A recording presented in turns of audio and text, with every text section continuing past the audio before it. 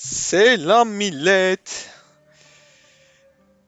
Ramazan'a özel bol bol yayınlarla devam ediyoruz. Bol bol dediğimde tabii ki e, yani aşırı değil ama kendime göre fırsat buldukça açıyorum diyelim. Şimdi çok kısa ayarları yapacağım. Hemen o sırada çok çok merak ediliyor. Gruplarda paylaşayım.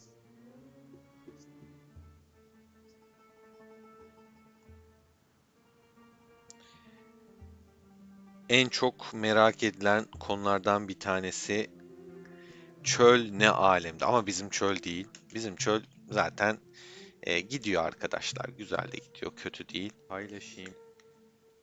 Hemen ayarlama yapacağım. Arif hoş geldin.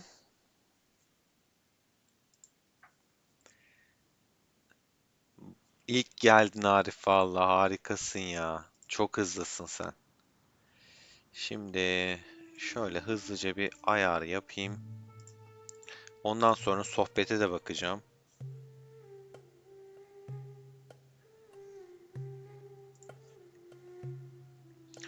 40'ı parçalıyorlar mı? Ben mi yanlış görüyorum?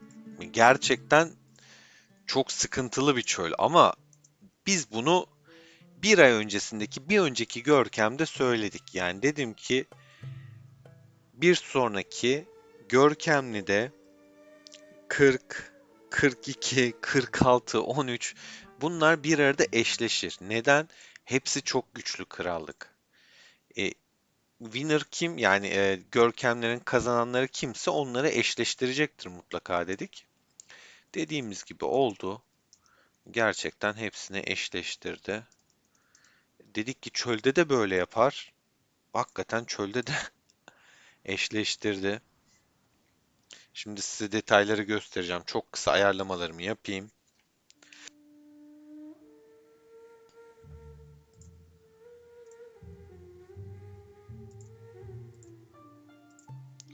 Tın tın tın.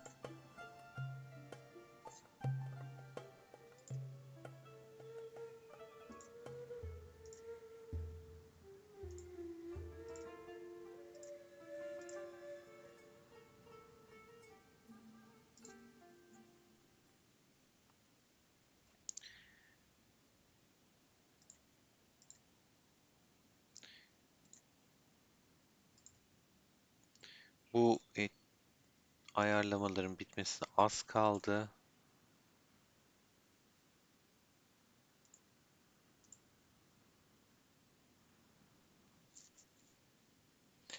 Şöyle şunu da ekledikten sonra sizlerleyim. Merak edilenlere bakalım. Ben de merak ediyorum. Ben de görmedim daha işin gerçeği. Hani ben de sizde bakacağım. Arif çok güzel bir konuya değindin. Arkadaşlar merak edenler, hızlı erişmek isteyenler bildirimlerini mutlaka açsın. Böyle ani olayları kaçırmasın. Şunu da bir ayarlayayım.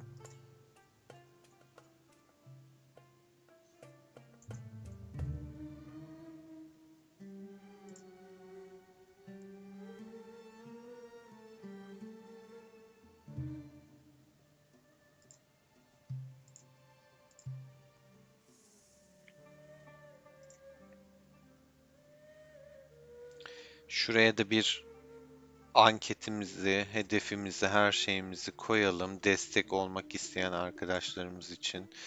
Uzun zamandır kimse destek olmuyor ama bana. Ben onu fark ettim. Gerçekten nedense. Ee, Anketimizde şöyle yazalım.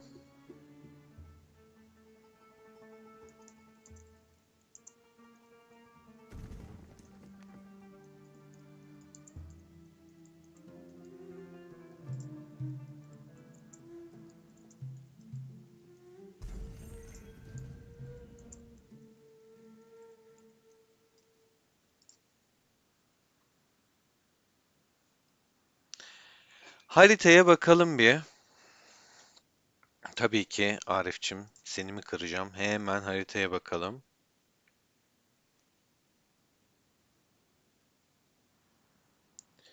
göstereyim.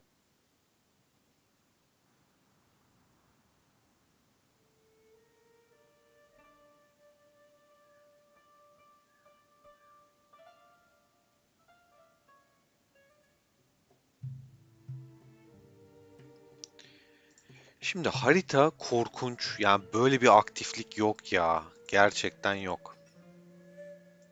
Önce bir bayağı küçültelim, tepeden bir bakalım. Neler olmuş, neler bitmiş.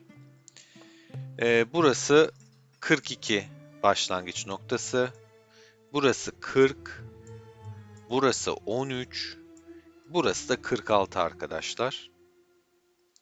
Stesse nerede bakacağız paşa? Hoş geldin. Hepsine bakacağız. Dolu dolu zamanımız var.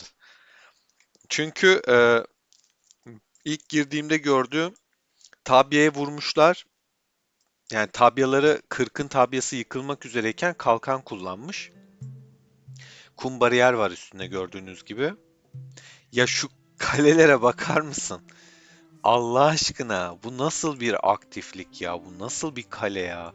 Şu sayılara bak. Burası çok korkunç ya bu çöl.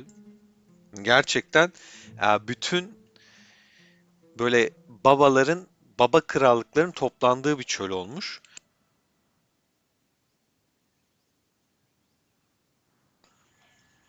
Şimdi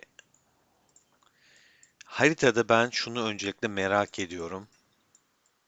42 buradan basmış baba geçmiş. Buralara gelmiş. 25 milyon öldürmüş. 22 milyon 40 öldürmüş. Stesse en çok öldüren o 12,5 milyon. Sonra 42'den Tanks 42, 46, 40, 13 diye isim yapmış.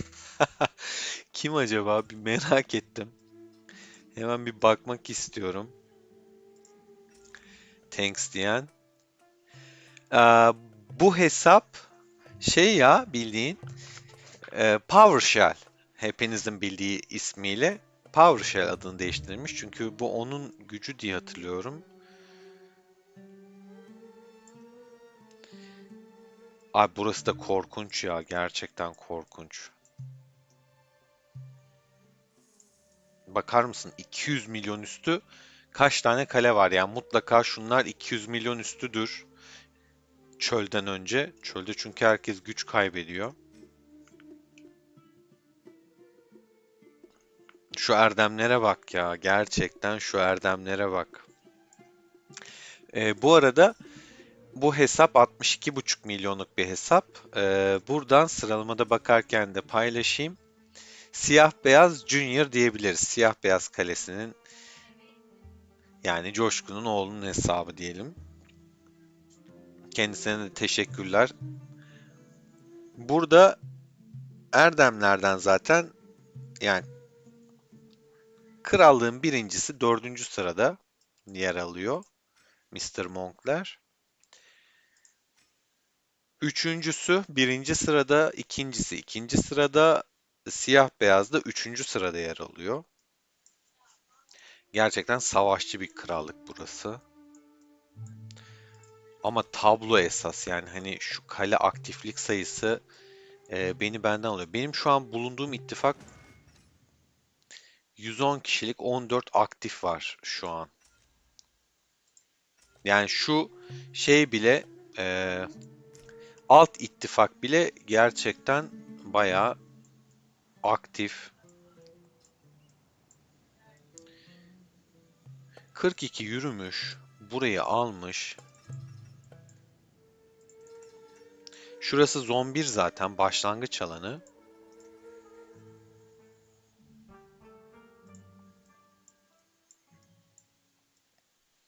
Bu 40'ın ikinci ittifakı Jet. 42 burada fena kesmiş. Gerçekten fena kesmiş. Hep Zafer abiyi görüyorum.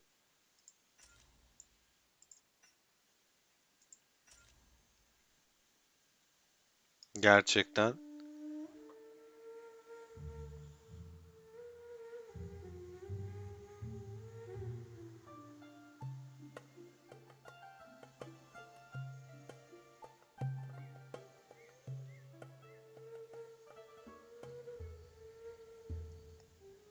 Çok kısa hemen şey yapacağım.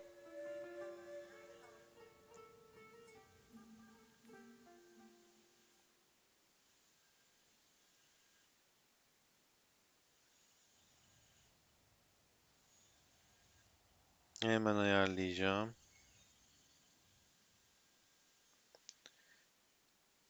Telefondan bir şeye bakıyorum arkadaşlar. Kesin Coşkun geldi. Kesin. Bir bildirim aldım. Coşkun'um hoş geldin. Güzel kardeşim. Gerçekten fenasınız. Yani eee, fena. Harita çok fena. Şeyi merak ettim. Alanlar. Of, bu ne be? 1 milyar 242 milyon ne? İlk kez bu kadar öldürme gördüm. Şuraya bak, 887 milyon. Bu sayılar gerçek mi ya? Bu nedir abi?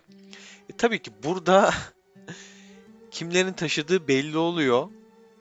Abi krakenlere bakar mısın? Dur ya, ben şu an çok merak ettim.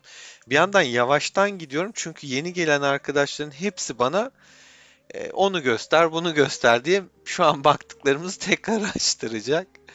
Bunu bildiğim için biraz ağırdan gidiyorum. Abi şuralara bak ya. Bu nasıl bir canavarlıktır ya. Stes'i herkes merak ediyordu.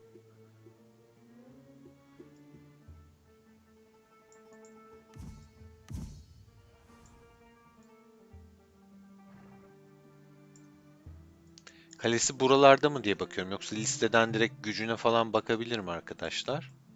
Sadece kalesinin yerini merak ettim.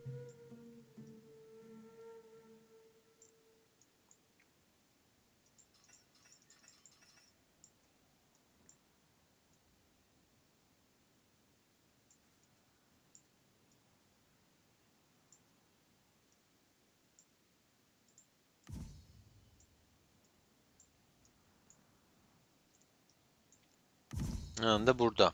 Of, bu Spear'mış. Oha diyecektim bir an. Bu kadar düşmüş olamaz. 900 milyondan. Angry 500'den çok düşmüş ya. Adam 530-550 milyon falandı.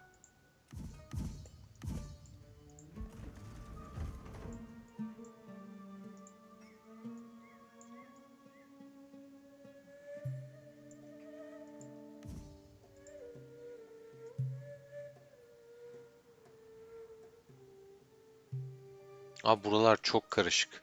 Bakacağım şimdi. Hepsine bakacağım. Gerçekten çok merak ediyorum. Hemen bir sohbete de bakayım. Sizleri unutmayayım.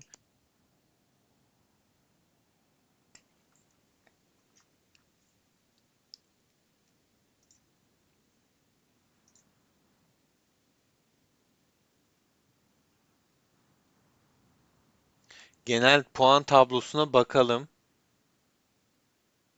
Oyun chatinden konumuna bakalım hemen. Uf, uf, 900 milyondu bu ya. 250 milyon güç kaybetmiş. 250 milyon. Yani yanlış anlamayın da arkadaşlar, birçoğumuzun kalesi 250 milyon değil.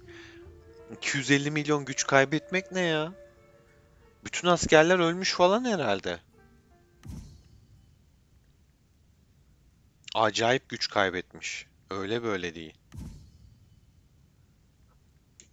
Yani geçmiş olsun gerçekten. Ya tabii şu var şimdi 40'ta. 40'ı ayakta tutan 4 tane, 3 tane kraken var. Doğal olarak çok zor. Nereye kadar yetecekler? Bu kadar kaleyle nasıl baş edecekler? Şimdi 40'ın bütün oyuncuları güçlü değil ki. Taşıyan 3-4 tane kale vardı. Onlar da büyük bir savaşta yetemiyorlar doğal olarak. Ne kadar yetsin? Yine iyi saldırmış bu arada yani. Gerçekten helal olsun. Abi 1,5 milyar erdem var ya. 1,5 milyar.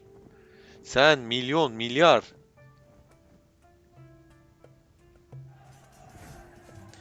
Muhammed hoş geldin. Splix hoş geldin. Bizim çöl güzel, iyi geçiyor. Bizde yani açarım birazdan. Bizde böyle bir hareket yok yani. Şöyle 35 biz 38'de 98 vardı galiba.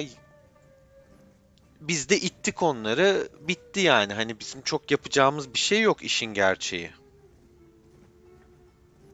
O yüzden şey yapmadım.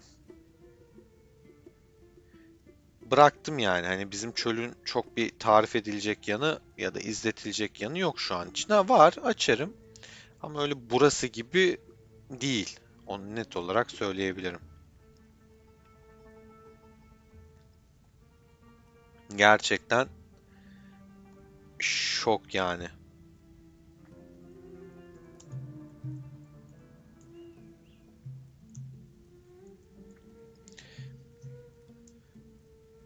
Ben çok şaşırdım. Ya şöyle söyleyeyim. Bir fark bekliyordum bu arada. Olmayacak bir şey değil. Yani abi 13, 42, 46 ya bunlar zaten çok güçlü krallıklar. 3'e 1, sıfır şans. Net.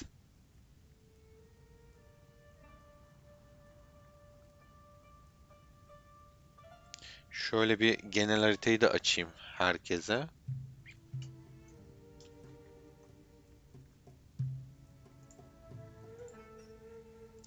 Düzeltiyorum, genel puan.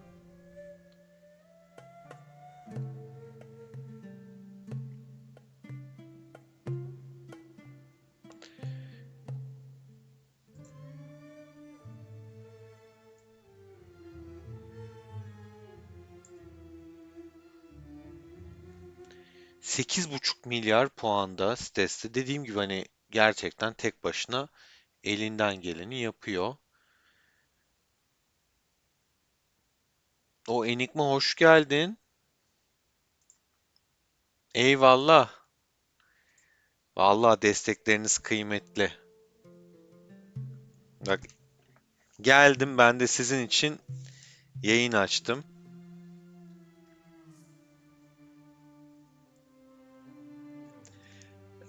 Mehmet hoş geldin. 300 M'ye düşmüş de olabilir. Evet, 900 küsürdü zaten. Tam gücünü hatırlamıyorum ama 900'ün üzerindeydi. Vavi hoş geldin. Elon 1 hoş geldin.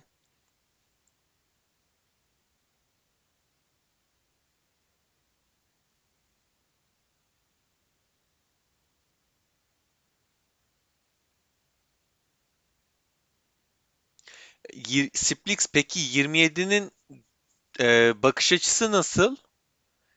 Yani hani böyle şey yapıyor mu? Destek var mı yoksa 18 tek başına mı 9'la savaşıyor?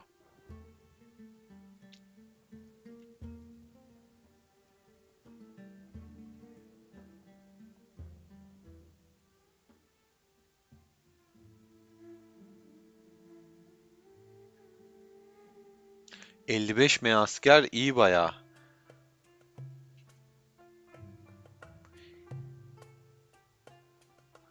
Oktay abi hoş geldin. Gattega hoş geldin. Hakan abi hoş geldin.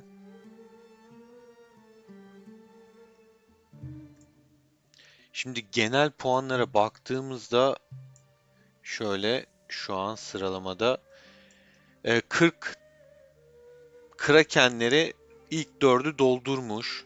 Çok normal abi. 3 tane krallıkla savaşıyor. Adamlar her yerden puan kasıyor. Ve güçleri de gerçekten anormal bir şey. Spear'ın bakar mısın Erdem'e ya? Gerçekten fena.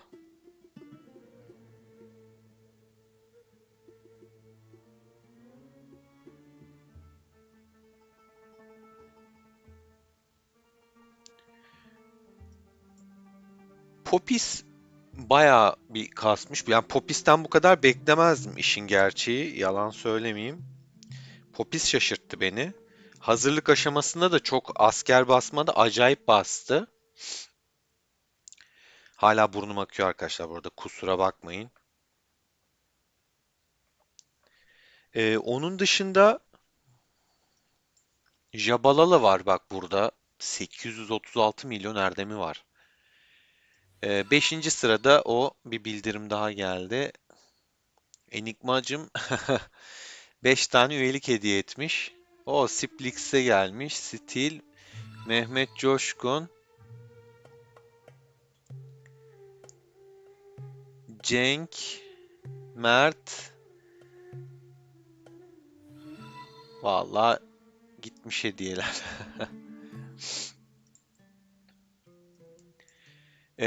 6. 42'den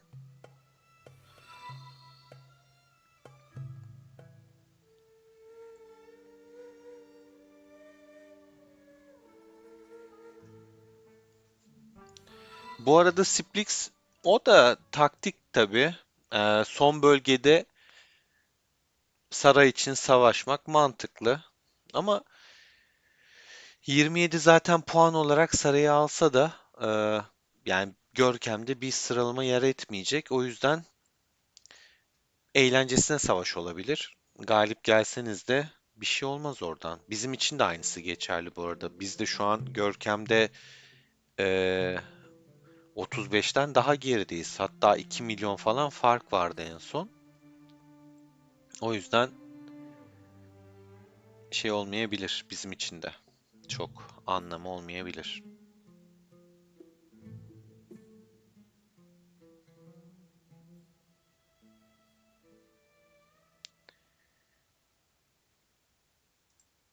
Enigma coşturdu bizi valla bildirimlerinden.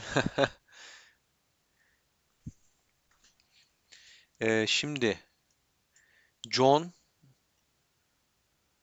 John da yalnız iyi güç kasmış ha. 500'ü geçmiş. Ya zaten bir de güç kaybetmiş hali bu. Bayağı güç kasmış John'da. Birazdan raporları göstereceğim. Ben hani WhatsApp'ta gördüm, şok oldum. Ya çok korkunç raporlar var ya. Böyle bir asker kaybetme, böyle bir içtima şekli yok ya. İnsan değil gerçekten. Bu grup insan değil.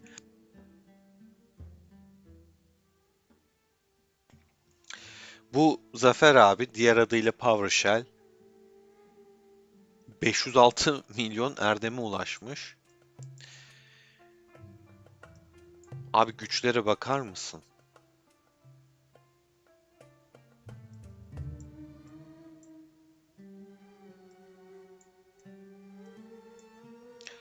16 kale 1 milyarın üstünde kasmış.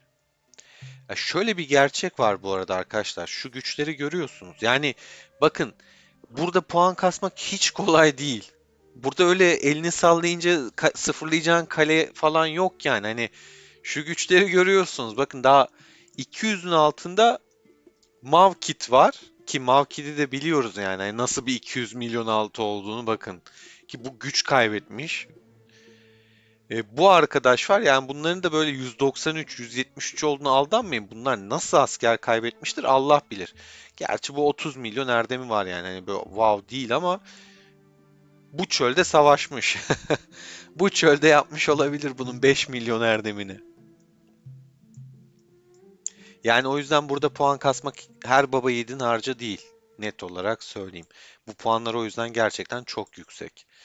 Çünkü buradaki kaleler, dışarıdaki birlikler, alanda savaştığın ekipler hepsi böyle 45 milyon, 50 milyon, 60 milyon birlik gücü. Adam sana kılıçlı gönderiyor. 50 milyon gücü var o kılıçlı birliğin. O yüzden hiç kolay değil. Ciddi puanlar bunlar. Juan'ı kutlarım mesela. İyi kasmış bak. Bu gücüne göre bayağı kasmış. Yani iyi kale bulmuş demek ki. Ya da sıfırlamalarda mı ya da savunma mı yapmış, ne yapmış? İyi puan kasmış. Karadayı mesela iyi savaşçıdır. Adam Karadayı'nın altında hemen.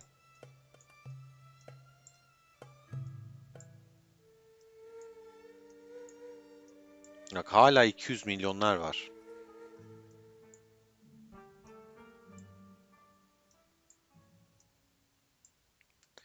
İlk yüze bakalım.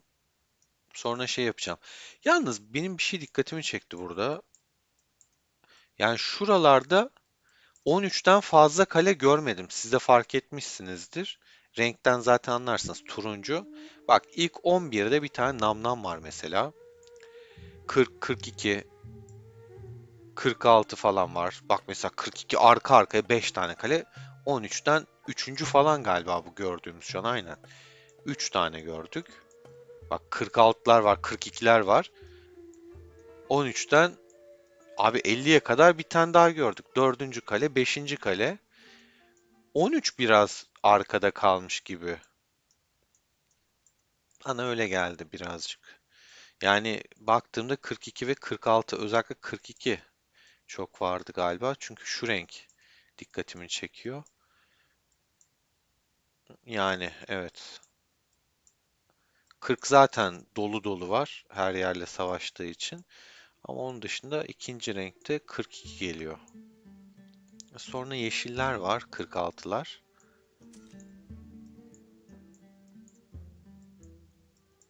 Vallahi helal olsun. Bomba bir savaş. İlk 100 218 milyon üstünde. İttifak olaraktan baktığımızda baba bu puanlar ne ya?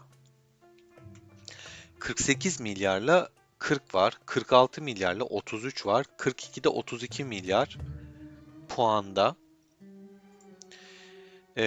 13 evet tahmin ettiğimiz gibi biraz daha geride kalmış durumda. 24 milyar puanda. Aslında 13 bayağı aktif bir krallıktı yani en son. Ne oldu bilmiyorum. İşin gerçeği. Yani 13 beklediğim puanın bayağı altında aslında.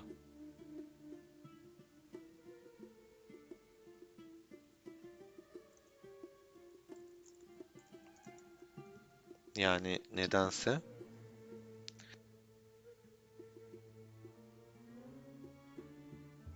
Kesin bence meydanda 30 tane Arthur oluyordur.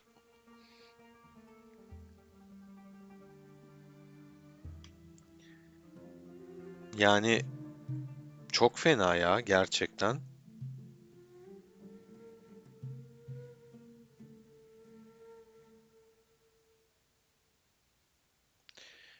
Ee, Şuradan baktığımızda 40'ın ikinci ittifakı 11,5 milyar puan diyebiliriz buna. Yani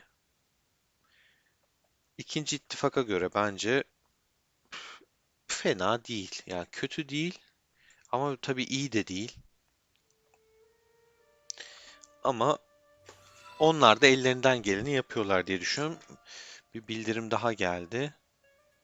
Enigmacığım çok teşekkürler. Destekleriniz kıymetli gerçekten.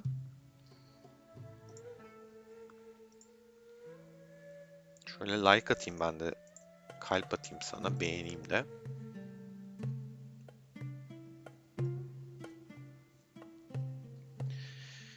Yorumlara baktığımda 13 ilk günlerde 40'la 1 ve 1'de kaldı ezildi. Ha, Ersin'de çok girmediler demiş. Doğru. Yani şöyle 41'e 1'de 13'ü yer. Normal abi.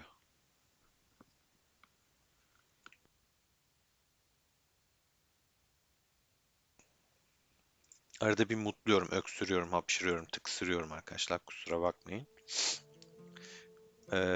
Onun dışında 46, 42. Ya okey ya. Krallık tablosuna zaten beklediğimiz gibi 40'ın puanı var en yüksek. Normal abi. Zaten 8,5 milyar tek başına yapmış. 5 milyar da bu yapmış. Zaten ikisinin toplam puanı 13,5 milyar. Yani 13,5 milyar kendi ikinci ittifaklarından bile fazla. Sadece ikisinin yaptığı puan. Çok normal. Yani krallığı taşıyanlar genelde şöyle belli. Bir de buraya şeyi koyacaksın tabii ki. Buradakini unutmayalım. Burada görünmedi. Şöyle buraya gerçi şeyde hakkını yemeyelim şimdi. Kalk falan hakkını yemeyelim. Bu iki arkadaş Türktü bu arada yanlış hatırlamıyorsam. Onlar da bayağı puan kasmış. Evet şimdi şeye bakacağız. Haritada ölümler sonra da raporlara geçeceğim. Dünyaya atılan raporlara. Ati'de kaç asker kalmış? Bak az önce ikisinden bahsettim şansa. 1 milyon. Bitmiş abi adamlar. Oğlum 200 milyonluk kalede 1 milyon asker kalmış. Dibi görmüşler. Yalnız bu bariyer bittiği anda Zombire gider yani.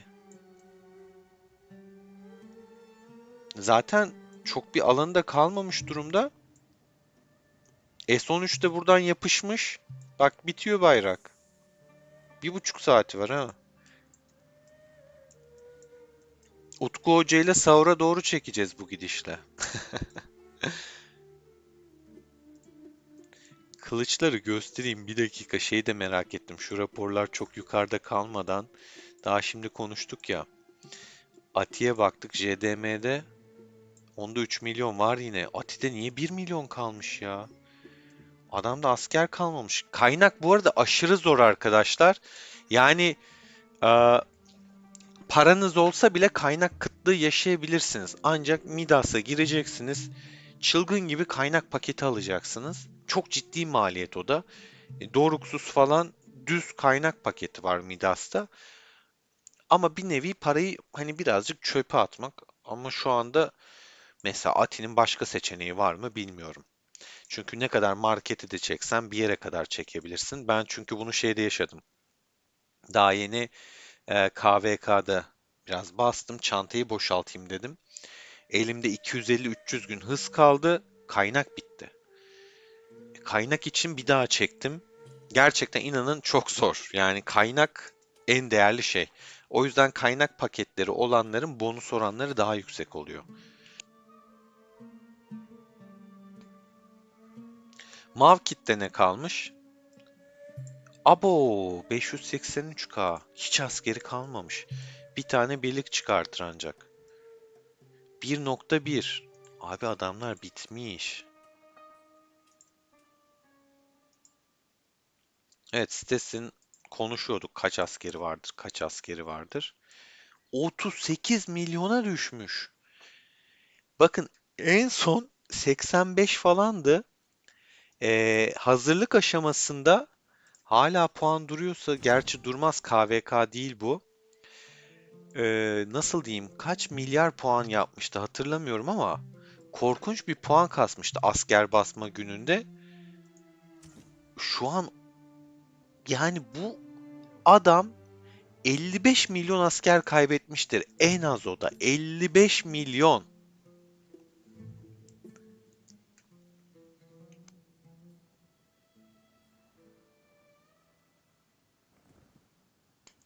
55 milyon ya. Gerçekten korkunç rakamlar ya. 38 kalmış. O bile artık yani zor. Şöyle raporlara bakalım. Oh, 49 yani çok fark var. T5'ler, T6'lar mı çıktı? Ne oldu burada?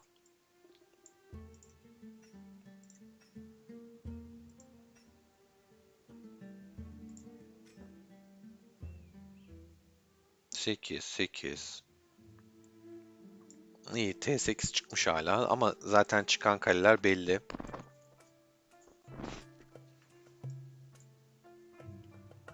7, 7, 8. Altamide de 8 varmış bak.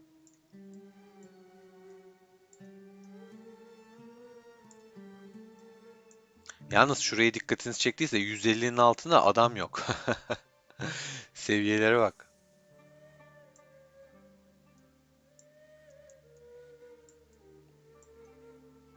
7'ler, 7'ler, 8 Ati'den.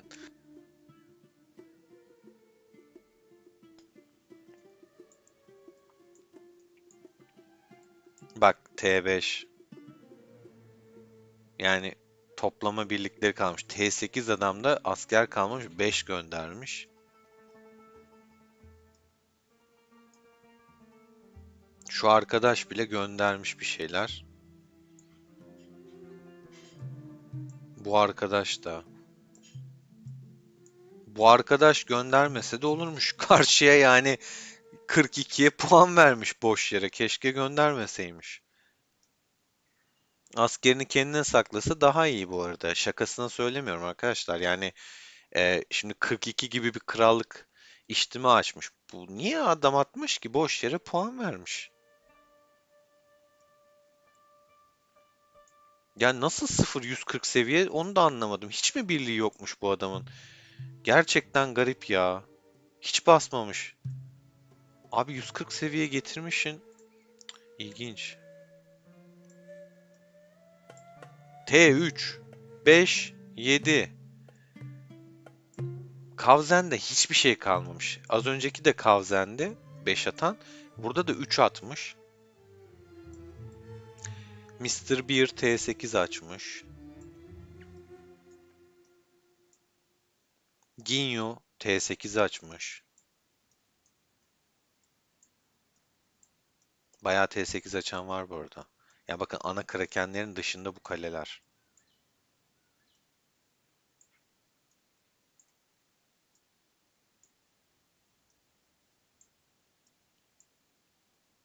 Çok kalabalık ya. Fark ettiniz mi bilmiyorum ama hani gerçekten aşırı kalabalık. Bak liste hala gidiyor aşağıya. Bazıları ikişer defa geçiyor ama gerçekten kalabalık. Bu arkadaş da mesela atmasaymış olurmuş.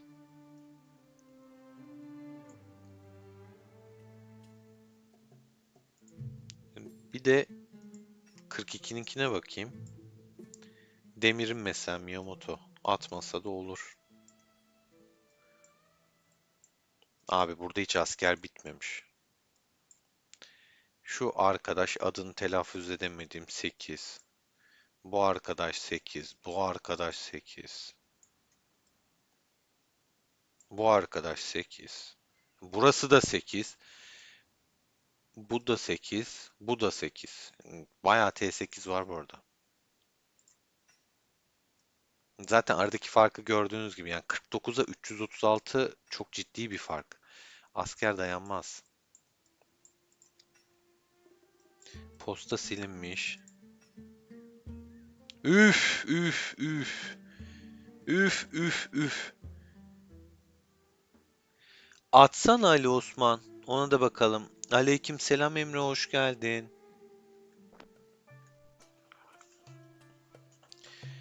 Bu nedir abi? Bu nedir? Gözünü seveyim. Yani 9,5 milyon. Çok fazla. Gerçekten çok ciddi bir fark. Şöyle bakalım.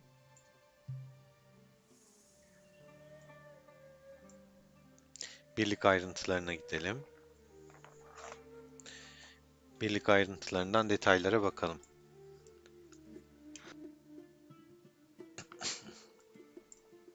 Bunda tabii şuraya bak ya. 1 milyar 531 milyon 309 bin güç kaybı olmuş. 821 milyon güç kaybı olmuş gibi. Çok korkunç rakamlar bunlar arkadaşlar. Gerçekten acayip korkunç. Bu ne abi? Şuraya bak. 71,7 milyon asker varmış.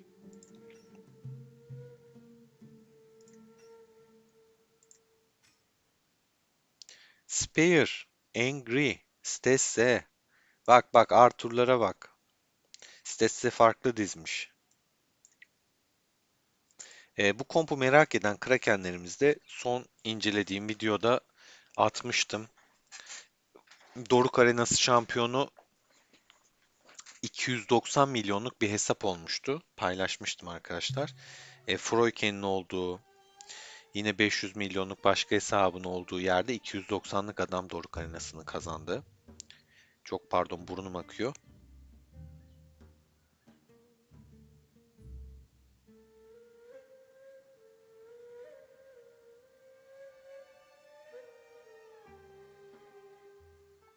Arada böyle sessiz kalırsam yanlış anlamayın. Hemen sohbete bakalım. Enigmacım teşekkürler desteğin için tekrardan.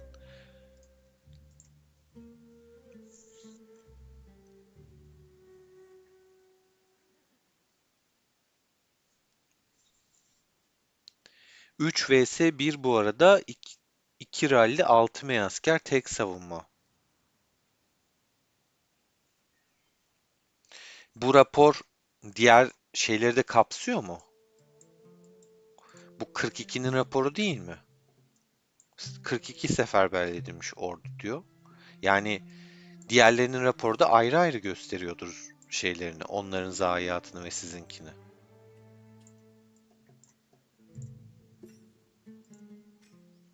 Şeyde çölde mesela varsa atarsan ona da bir bakalım ya. Çok merak ediyorum ben. Bu arada 42'de değil de şurada T8'leri de merak ettim. 1, 2, 3, 4 diyemeyeceğim çünkü aynı yine Angry. O çıkmış tekrar girmiş. O çıkmış tekrar girmiş. YDM var. 4. Popis 5. Benz 6. Lazia. Ulan Türkiye baktı T8 açmış helal olsun. 7. Abi Mav kit de bitmiş. Adam da asker kalmamış. 5 atmış ya. 8 açmış. 7 atmış. Sonra 5'e kadar düşmüş. Yani şu kompu T5'lerden oluşuyor neredeyse yarısı. Kavzen de öyle olmuş. Ama T8'i sayacaktım.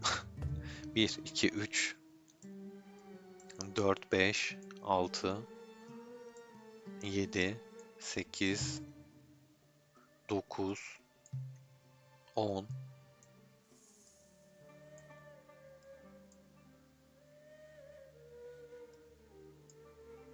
11,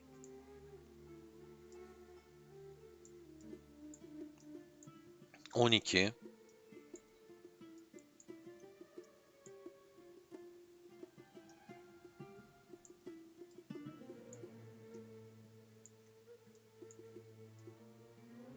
Ginyu bayağı atmış.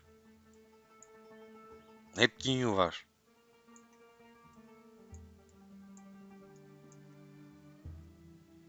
Qui-Gon saydık mı bilmiyorum. 13 diyebilirim. Daha da vardır yani. Altemi 14. Çok T8 var ya. 40'ta.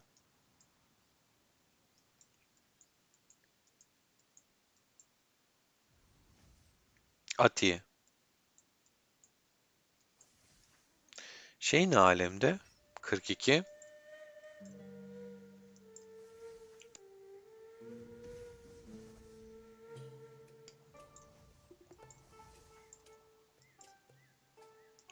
İsmini bilmediğim bir tek karo atmış.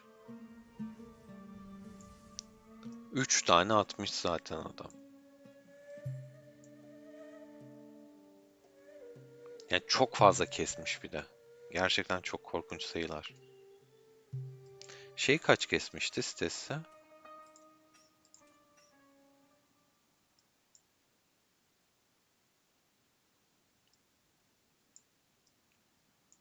Oğlum bu adam o zaman bayağı katliam yapmış.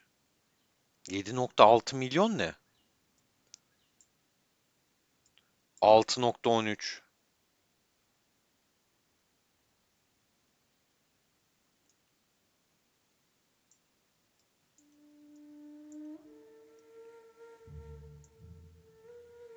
Bu adam maşallah yani içeriden sürekli atmış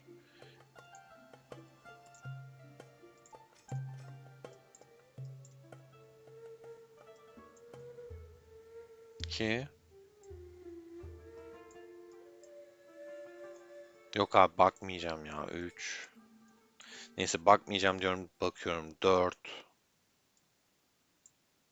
5, 6, 7. Ya var burada da çok var ya. Bakmayacağım ama çok korkunç bir şey ya. Gerçekten çok korkunç. Haritanın geneline bakacağım ben şimdi.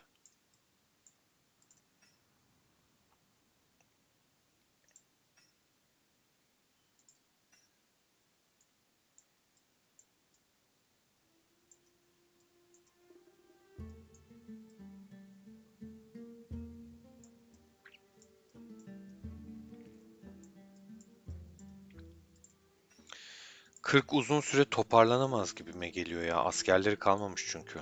Yani öyle böyle değil abi.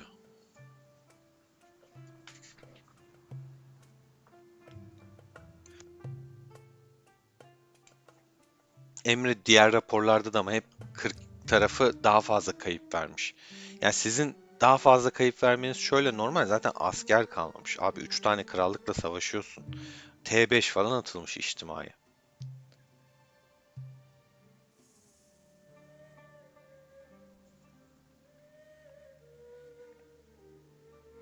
Mert hoş geldin. Erkin hoş geldin.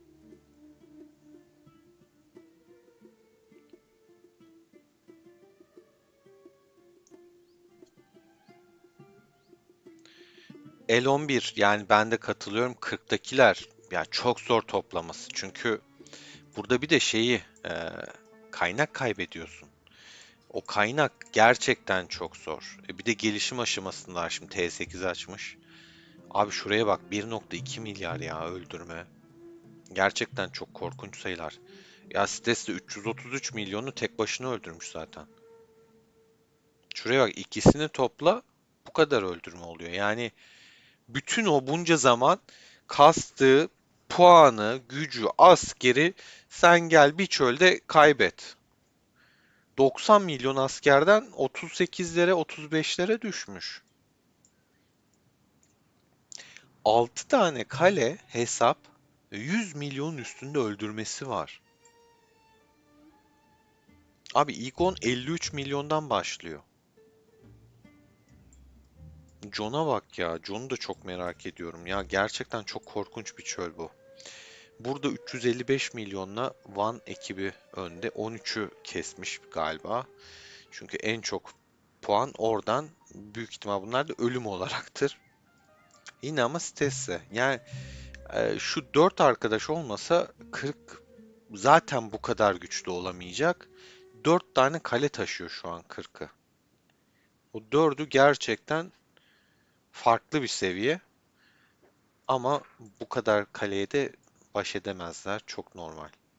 Burada 13 ile savaşmışlar. 13'ü yemişler. Şurada bir kale sıfırlanmış kesin. 13 jetten birini sıfırlamış. Yutella'yı yemişler. Kokuyu yemişler. Burada 46 bir kale sıfırlamış belli. Jabalala bir tane bulmuş yemiş prensesi.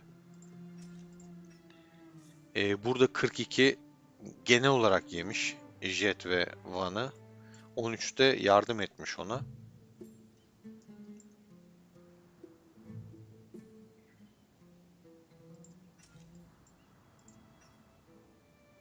42 yemiş burada yine.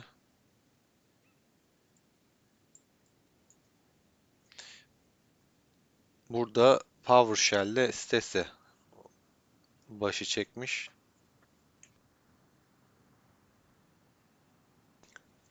Bakın, dikkatiniz çektiyse diğer krallıklarda birinciler değişebiliyor. İşte orada bir Koreli gidiyor, alıyor.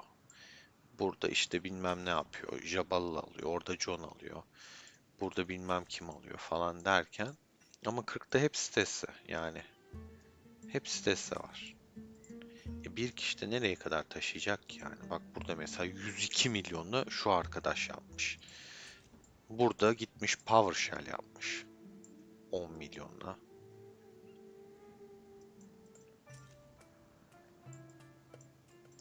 Keşke ilk zamanlar açsaydım da şu kapılardaki çekişmeyi de görseydim. Yani gerçekten çok merak ediyorum. Şimdi burası 42 tutmuş. Buraya tabiyeyi kuruyorlar ki şu kapıya gitmek istiyor. Belli ki ama God ekibi de 46 oluyor diye biliyorum.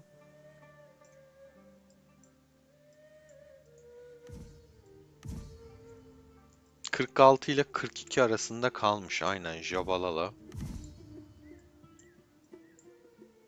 Coşkuncuğuma da selam olsun buradan.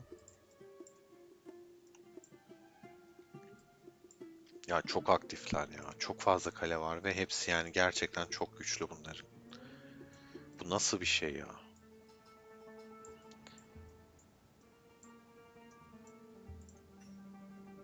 Burada bir kale sıfırlanmış. Scorpion Talhor'u yemiş. Ya da kafa kafaya vs atmışlar diyebiliriz. Bir karakter denemesi istiyorum çünkü 6'ya 6.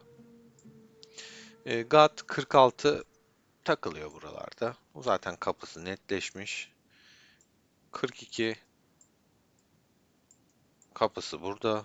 Onu da netleşmiş.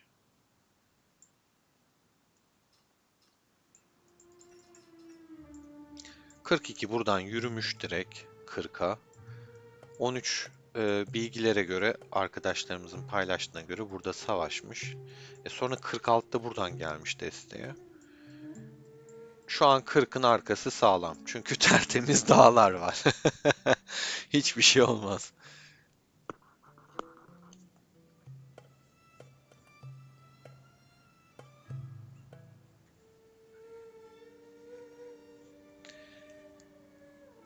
Evrim hoş geldin. Geç kaldın Evrim. Neredesin ya? Sahura gelecektin artık. Şeye bakacağım şimdi. Birlik komplarının güçlerine bakacağım. Onu da sordunuz çünkü aklımda. 3 vs 1 herkes oynar mı bilmem ama 13-46'ya karşı kesinlikle Emre sana katılıyorum. Çok zor bir şey. Hani ama bundan galibiyet bekleyeniniz varsa gerçekten hayal kurmuş olurdu. Ben zaten böyle bir şey olacağını biliyordum, tahmin ediyordum. Şey değil çünkü. Gerçekten zor. Yani 46 ve 42'ye karşı da ikisi bir olsaydı da yine zor olurdu. Zaten 13'ün şu an baktığımızda haritada aslında böyle çok bir varlığı şey olarak göremedim. Çünkü eee, siz baştan 13'ü biraz sindirmişsiniz. O yüzden onlar biraz daha zayıf kalmış.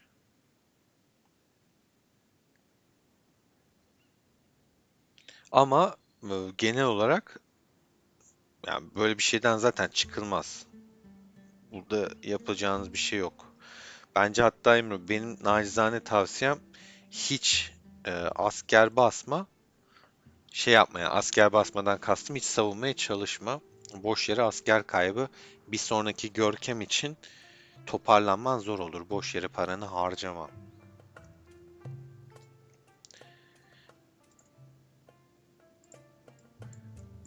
Enigma teşekkürler.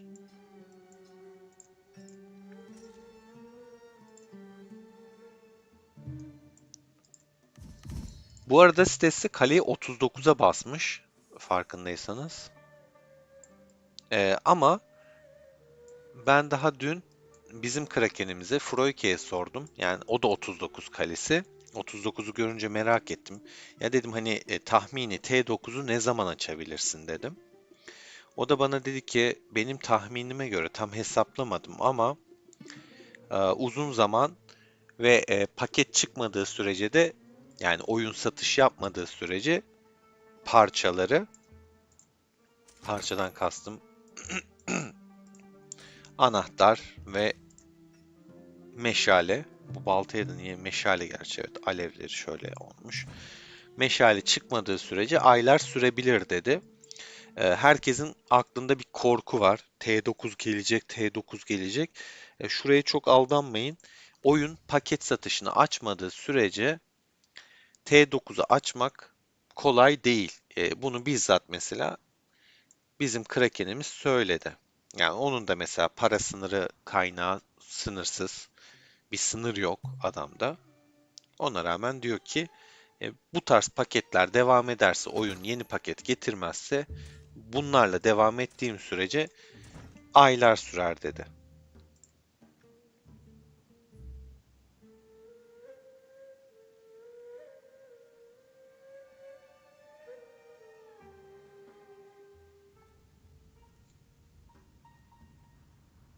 Vavi bu arada 3 vs 1'i 40'ın kendisi istedi. Çok şey yaptı yani hani bilmiyorum biraz hayal alemi büyük ihtimal. Yani kazanma şansın yok zaten böyle bir savaşı. 46 ile 42'de çok fazla Kraken var ve hepsi çok güçlü Krakenler. Diğer kale orta seviye kale avantajı da onların eline geçmiş oluyor. İki krallıklar 42 zaten aşırı kalabalık. Çok zor ya. Çok zor.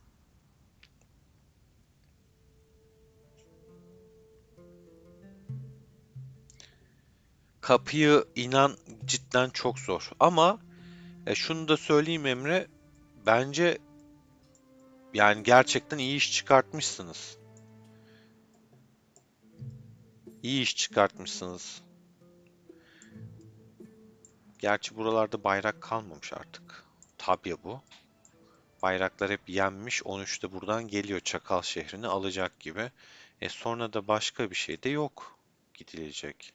Şurada bir tane bayrak duruyor o kadar. Buraya dikilmiş ki yetişmeyecek bir şey. Jet ekibi desen buradan geçemez. Bunun zaten bağlantısı yok. Zor. Zor. Yani şu kalkan bittiği anda bu tabiyeyi asker kalmamış. Nasıl tutarlar? Tutarsınız daha doğrusu. Hiçbir fikrim yok. Bariyer bittiği anda çok bomba yani. Gerçekten bomba. 1 saat 14 dakika var.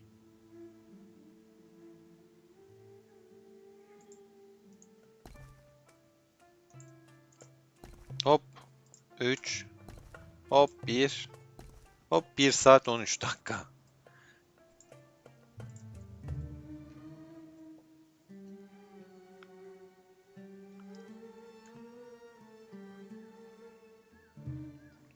Şöyle düşün L11. Eee, Free to pay'ler evet yıllar yıllar sürmez de yıllar demeyelim ama yıl sürebilir. Ama onlar da T9 açmadan T8'e gelmiş oluruz. Gerçi ben free to pay değilim ama T8 açılır. Yani ben açarım mesela. Onlar T9 açmadan. Use Ramon's death again so she can't heal troops. Hastanesi.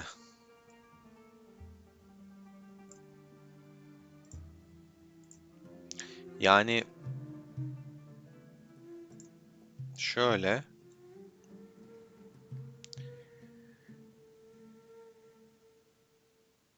Stesse'nin askerleri evet patlamıştır, ölmüştür. Çünkü hastane kapasitesi ne kadar artsa da onunki kadar artmıyor.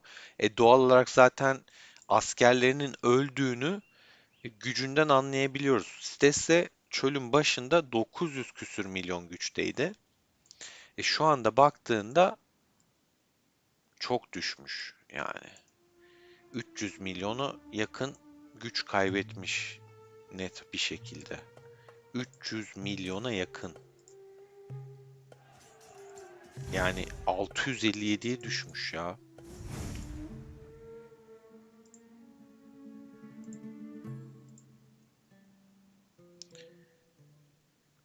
Russell.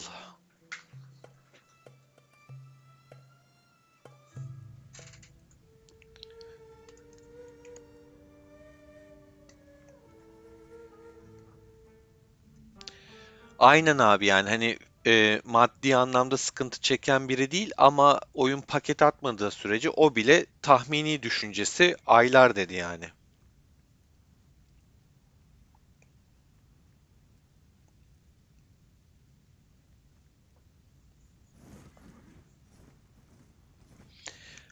Emre ve Arif'e katılıyorum. Yani kesinlikle 40'ı helal olsun. Bayağı ciddi bir savaş, ciddi bir efor, ciddi bir zaman. Ama yani tek başına maalesef bir sonuç elde edemiyorsun. Aha bak sitesi sıfırlıyor şu an. V'deki arkadaşlar uyumayın. Bak tak dedi girdi vallahi. Canlı canlı patlatıyor. Ulan atayım da dünya sohbetine.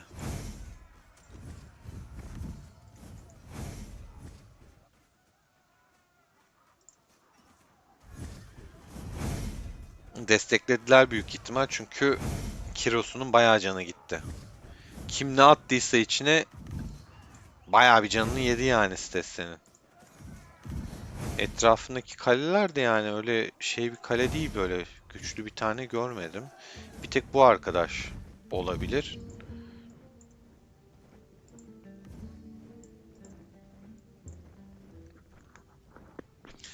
Evet. Boş geçmiyor bakın. Hala online yani hani. Ama ne sinirlenmiştir ya. Ne dolmuştur. Yani sen gel dünya birincisi ol. 300 milyon puan kaybet. Gidiyor. Vallahi gidiyor bakayım.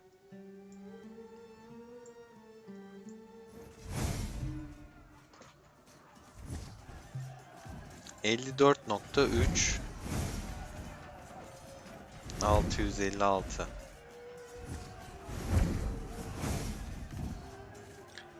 Bir milyon gitti.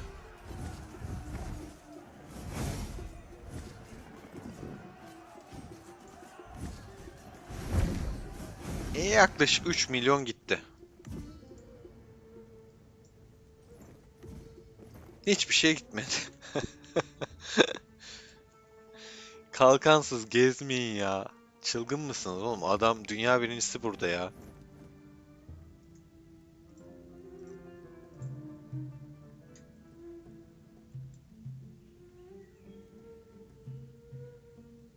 Onur'a katılıyorum. Ama burada zaten Emre de tam altına yazmış. Mor araştırma olmadan bence olmaz. Ben zaten bunu söylemiştim size daha önce de. Mor araştırmaya mutlaka öncelik verin. Zaten T8 öyle pat diye açabileceğiniz bir şey de değil. İstediği materyalden kaynaklı zor.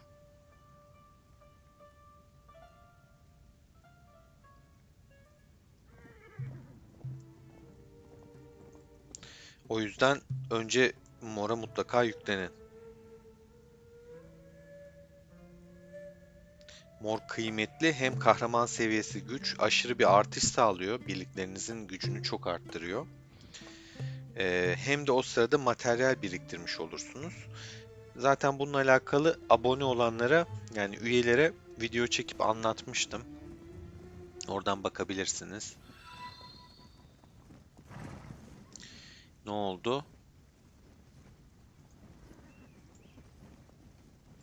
Enigma cansın ya. Sen de adamsın, eyvallah. Vallahi bugün iyi destekledin.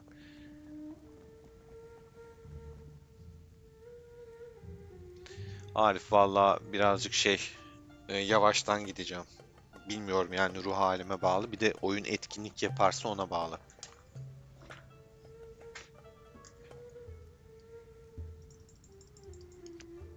Buradan kalpler göndereyim Enigmacığıma.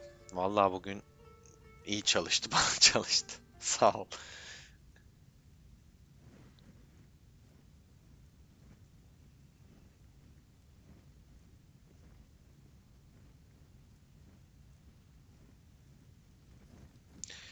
Oktay abiye katılıyorum. Tam yani böyle istedikleri zorlukta bir savaş oldu.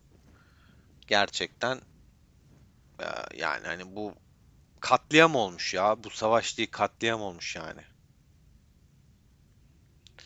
Ve T8 açmakla bitmeyecek, doğru. T8 açtıktan sonra bir de ona kaynak ayırman gerekecek.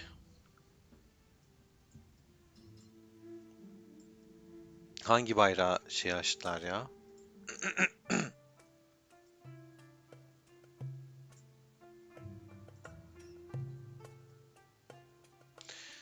Bak Oktay abinin dediği burada da yazılmış.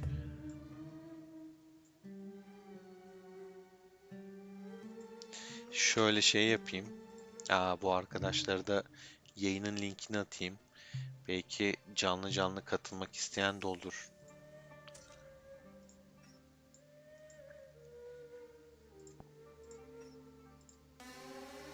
Ne oluyor? Sirenler çalıyor. Ne oldu? Abone mi oldu biri? Ab Abdullah hoş geldin. Yeni bir abone olmuş. Çok sevindim. Evet, 10. serverdaki Oktay abi kendisi.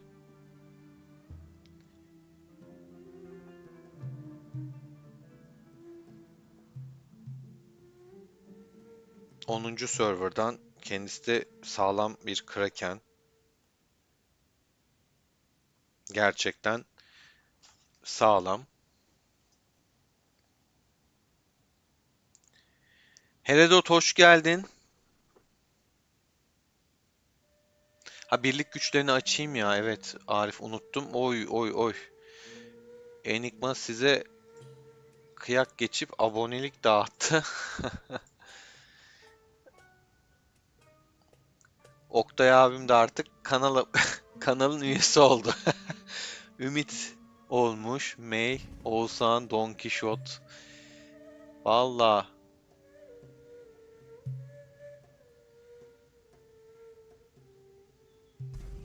Evet Arif, sana denk gelmedi bak. Üyelere özel videoları şey yapamadın gerçekten. Sen Oktay abiye söyle sana üyelik alsın. Ben veremiyorum. Yani seçip de verebilsem Arif seni ücretsiz yapacağım gerçekten. Öyle bir şey varsa da söyle bana, bileyim. Ne oluyor? Burada bir hareketlilik var. Fucking fine.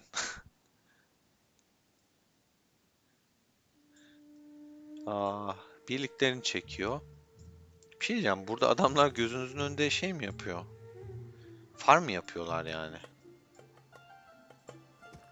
Vallahi yapıyor. Esatçım yapıyor burada. 60 toplamasını gerçekleştiriyor. Birlikleri açayım. Göstereyim. Bakayım burası nasıl. Herkes paylaşmadığı için burada tam kadroyu göremiyorsun ama bu krallığın birincisi Monkler'in kılıcı. Ama doğru mu? Değil. Arthur'u var adamın. Gitmiş Ramses koymuş. Bu arkadaşınki de Ramses ama Arthur var. Yani adam mızrak koymuş kılıç kompuna.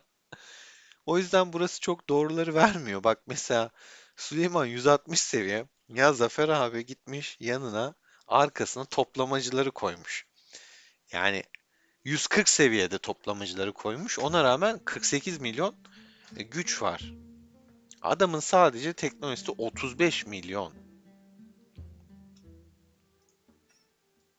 Mesela buradaki teknolojiye bakalım.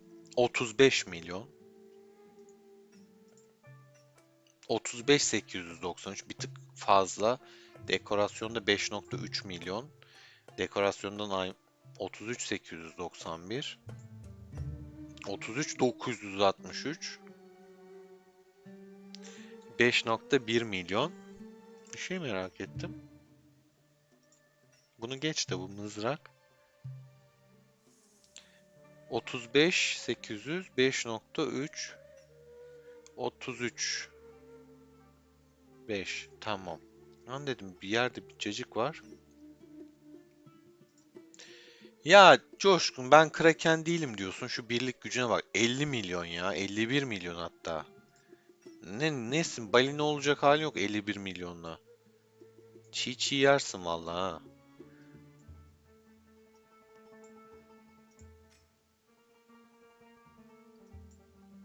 Mızrak.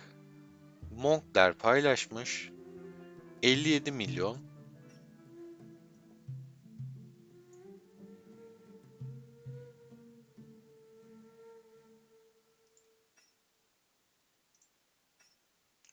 Siyah beyaz hesap incelemesi yapalım biz ya.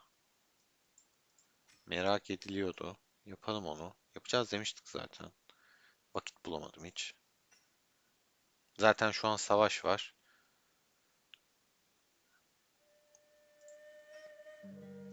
Sülfür. Sülfür kaçıncı sırada? Adamın 50 milyon şey var. Süvari kompu var. Hiç ilk onda da görmemiştim sülfürü. 17. sırada 196 milyon. Birliğine bayağı yatırım yapmış. Süvari ana kompu demek ki 50 milyon süvari kasmış.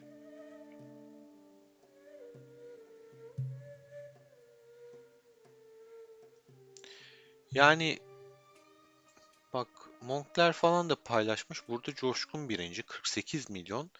Kılıç, ay kılıç diyorum, okçu var.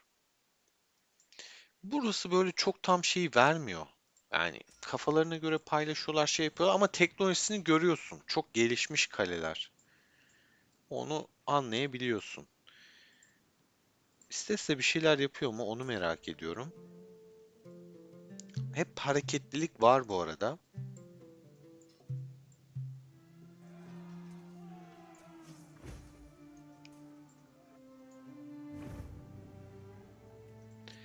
Vallahi 46 ufak ufak kuleleri diziyor buraya.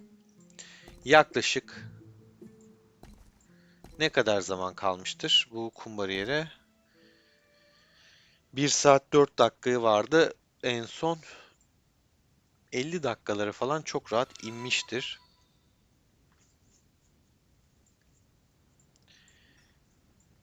Engri'cim de kalkanını çekmiş. Abi adaşım burada bak. Bir bildirim daha oldu. Vay Oktay abimiz de bak.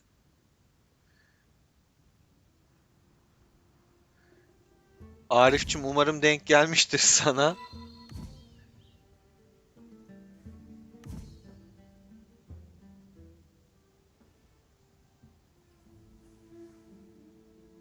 Kime denk gelmiş bakayım. Surprise'a gelmiş. Surprise'a ikinci denk gelişi bu. Yine gelmedi. Arif sana maalesef.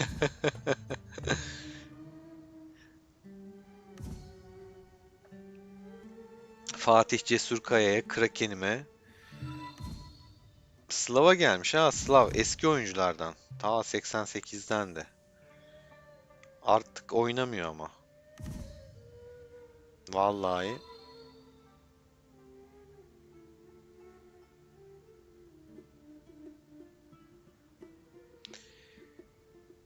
Bora Stesse mi Karate mi? Bence bu sorunun cevabını en güzel Oktay abimiz verir. Stesse mi Karate mi? Zaten adam Karate ile aynı krallıkta. O yüzden en iyisini o bilir.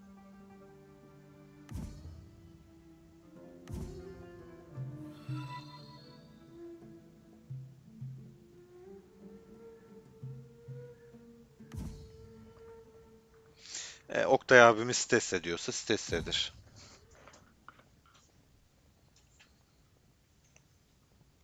Enigma'da 5 tane attı. Ya Ümit'e zaten galiba gelmişti. 2 ay mı oldu Ümit'inki acaba? Ümit'e bir daha gitmiş. Yani Ümit günün şanslısı galiba.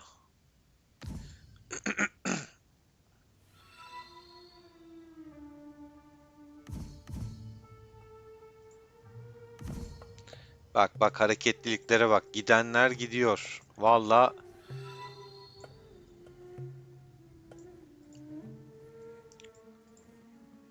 Spear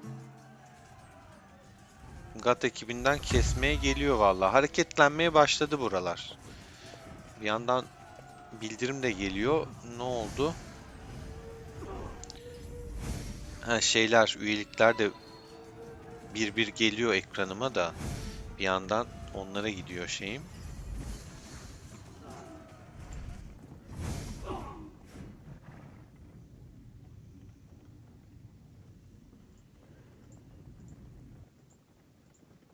Ekran bir gitti. Kusura bakmayın. 6 atınca gidiyor çünkü. Yanlışlıkla 6 attım bildirimden. Spear de hareketlendi.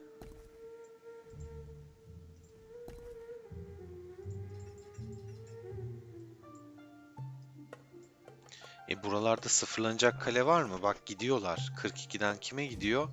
Buraya gidiyor. Bu zaten kendisi. Ama bunun yanındaki adamı sıfırlayamazsın. Zaten burada PowerShell de var.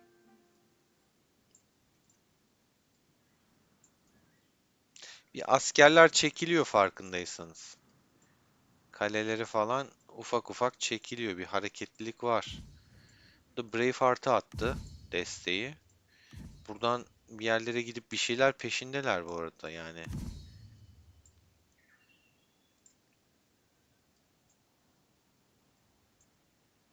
Ama bariyere daha var bu arada.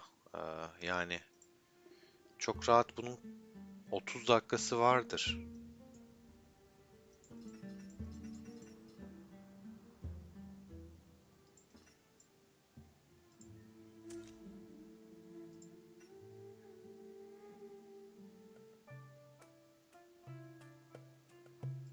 42'den arkadaş.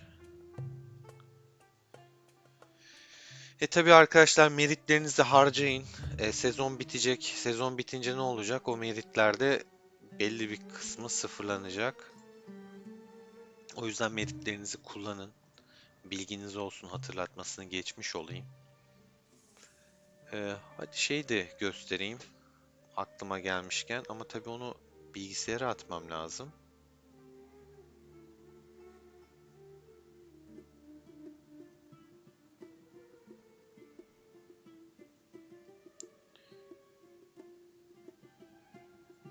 Şöyle yapayım. Bizim WhatsApp grubumuz var biliyorsunuz. Orada gelebilecek olan birlikler paylaşıldı. Yani birliklerden daha birlik demeyeyim de komutanlar paylaşıldı. Orada mesela Ragnar var arkadaşlar. Strateji komutanı olaraktan mesela Otto'nun arkasına konmuş. Confucius var, strateji. Menes var. Bu da yine taktik, mızrakçı. Böyle değişik değişik komutanlar var ama tabii bunların gelmesi yani ne zaman olur Allah bilir. Şimdi Roland gelecek büyük ihtimal savaşçı mızrağı. Oyun hala açıklamadı ama biz Roland'ı biliyorsunuz 4-5 ay öncesinde göstermiştim Roland'ı size. Özellikleri de belli. İncelemiştik, bakmıştık. O gelecek büyük ihtimal artık bu sezonda 6.'da. Musa yerine gelecek. Daha sonrasında da ileride de Cyrus yerine yani Kiros yerine Gılgamış gelecek. Gılgamış, Vlad, Roland olacak. Ama tabii ki bunlar ne zaman gelir, ne olur bilinmez. Ben şimdiden size Gılgamış'ı göstersem, abi gelene kadar unutacaksınız zaten. Gılgamış'a göre çok da şey yapamazsın. Roland bile, ben belki Roland'ı gösterdiğimde binek yoktu ya da binek yeni çıkmıştı. Bineğin üstüne T8, T9 geldi, Roland hala yok. Bakalım. Ama böyle değişik kahramanlar olacak. Buradan sadece şunu söyleyebilirim. Bu oyunun sonu yok. Bir sürü kahraman var. Tarihte de var, mitolojide de var. Yaratırlar. Yoksa bile süper kahraman gibi yaratırlar. Eğer oyuncuyu içeride tutabilirse, bunu WhatsApp grubunda da söyledim. Kalkıp da artık şuraları birazcık yenilerse, oyuna başladığımız gibi hala duruyor anasını satayım. Yani ya Allah aşkına sevgili oyun yönetimi şuraları bir artık geliştirin yani. Yatırım yapın buraya. Bırak şimdi T9'u falan. Önce şurayı bir geliştir yani. Artık sıkıldık burada. Yani buradaki mağaza gözünü seveyim. Yani şunu adetle alabiliyorsun. Adetle alabiliyorsun çünkü kasamıyorsun bunu. Kasamadığın için çok verimsiz bir mağaza. Şunu bitiriyorsun. Ondan sonra ben mesela bunu tercih ediyorum. Yüzük için mutlaka siz de yüzük için tercih ediyorsunuzdur. Hani gidip de kalkıp da jeton almıyorsunuzdur diye düşünüyorum. Bunları geliştirmesi lazım. Ada taktikleri. Ya güzel kardeşim ya 6 aydır 7 aydır aynı ada taktiklerindeyiz. Gözünü seveyim ya. Bir geliştir artık şurayı. Parıldayan mağaza geliştir ya gerçekten. Harika. Geliştir ya şurayı. Yani artık gerçekten bunlar kabak tadı veriyor. Biraz da eldekini birazcık geliştirmek, iyileştirmek gerekiyor. Evrilmen lazım senin. Sürekli yeni şey çıkartmaktan ziyade eldekinde bir güncelleştir, güncel tut. Sonuçta biz gelişiyoruz ya güzel arkadaşlar. Yani bizim hesaplarımız gelişiyor, kalelerimiz gelişiyor, gücümüz artıyor. Ama ödülümüz aynı. Ben artık aynı ödülü almamalıyım. Buradan her seferinde bana şunları vermemelisin. 30 bin tecrübe kitabına ne yapayım ben? 30 bin neye yetecek ya? Böyle saçmalıklar var bak şu an çok doldum. Gerçekten çıldırttı beni. 30 binle neyi geliştireceksin ya? 30 binle. 30 bin ne abi bak. Şunu bir de 30 bin o kitap çöp. Bir işe yaramıyor. Bunu kasamazsın, geliştiremezsin, seviye atlatamazsın. Çöp çöp ödüller vermemesi lazım. Bunları geliştirmesi lazım. Yani Bak bu konuda çok dolmuşum. Bakayım yorumlarınızı da okuyayım bir yandan. Arif, yarın BİM'e gidip kont.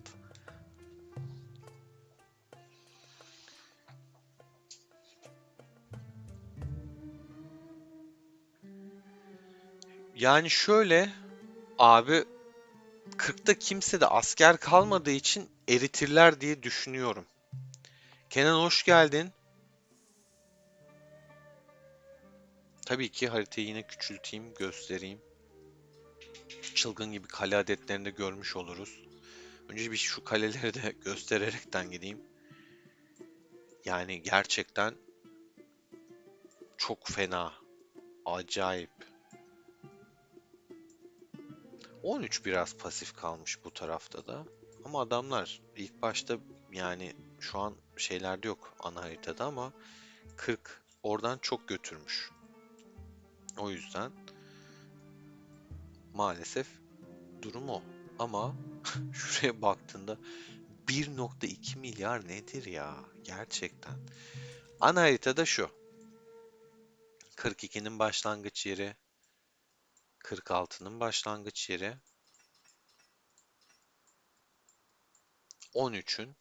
13 tabi burada direkt 40'la Zombi'nin hemen arkasından 40'la eşleşiyorsunuz. Biliyorsunuz burada kapı mapı yok. Genelde zaten o yüzden çölde yan yana olanlar müttefik olmayı tercih eder. Genellikle de karşıya yürürler. Burada 40 tek olduğu için ama 13'ü baştan birazcık sindirmiş. 42 buradan yürümüş geçmiş zaten. 46 da buradan yürümüş geçmiş gitmiş.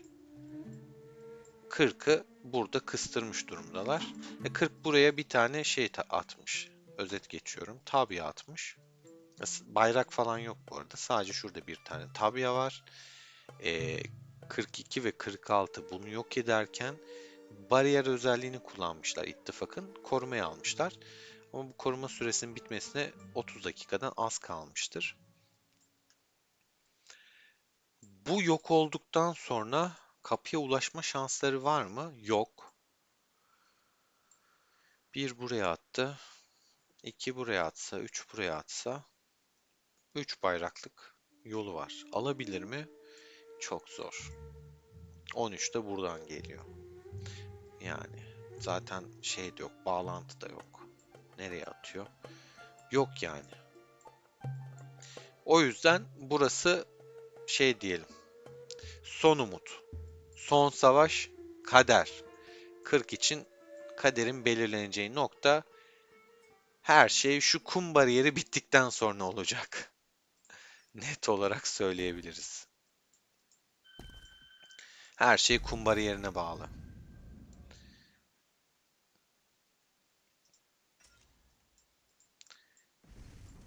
Şöyle yeni gelenler için o çılgın raporu da göstereyim.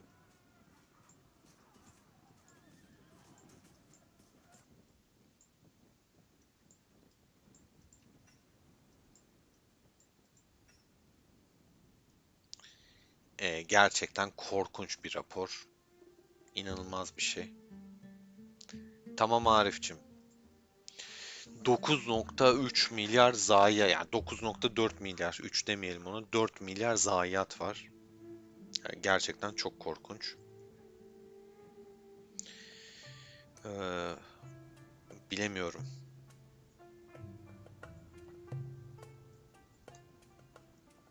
Yani sizin yorumunuza bırakıyorum.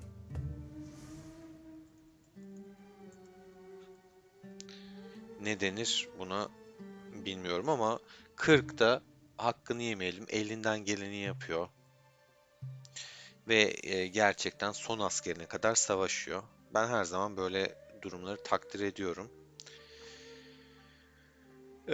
Bir namları var sonuçta adamların. Bir şanı var. Korumaya çalışıyorlar ama savaşın sonucu aslında belli. Yani çizilmiş durumda. Çok zor. Bir ses daha geldi. Destek olmaya devam. Sonuna kadar. Eyvallah Enigma. Çok teşekkürler. Yani bayağıdır şey yoktu. Gerçi çok da aktif olamadım. Ne bileyim, yurt dışına gittim, sonra geldim, vakit ayıramadığım işler yoğunlaştı falan, sonra hasta oldum vesaire derken bakamadım. Herkes aynı şeyi söylüyor Kenan ya. Ortak herkesin söylediği o. Zaten 3 vs 1 olmasından biraz o durum. Ya örnek veriyorum, 13'ü yanına alsa net söyleyeyim çok farklı bir senaryo olabilirdi bak. 2-2 olduğunda işin rengi değişebilirdi. Ha, ne kadar değişir bilmiyorum ama 40'ın 4 tane adamından kaynaklı, şu arkadaşlardan kaynaklı, abi şuradaki güç kaybına bak ya. 1,5 milyar. Şuradaki üçlü, dördüncüleri de var. Pink Mink var. Abi düzeltiyorum. Popis var. Pink ne ya? Pink var da bu arada. Pink Popis kadar değil. Popis bu KVK'dan itibaren acayip basıp biraz fark yaratan bir hesap oldu. Takip ettim ben çünkü. Stesse'yi zaten biliyoruz. Tek başına fark yaratıyor. Angry onun kadar aktif değil ama maddi finansal güç, onun dışında kalesinin gücü, asker sayısı, Spare aynı şekilde. Bu adamların askeri bitmediği için öyle bir güç vardı. Ama şimdi ne oldu? Krallığın askeri bitti. Yani 40'ta asker kalmadı. Adam T5 atıyor. Mavkit ya, 200 milyonluk kale artık içtimaya T8 çıkartmayı, T7 çıkartmayı bırak, T5 atıyor. Asker kalmamış ki adamda. Kavzent. T5 atıyor adam. 8'i falan geç. 5 atıyor. 5, 8 açmış adam. T8'i olan adam. Gücü yok demek bu yani. Hani sen bu adamdan artık verim alamıyorsun ki.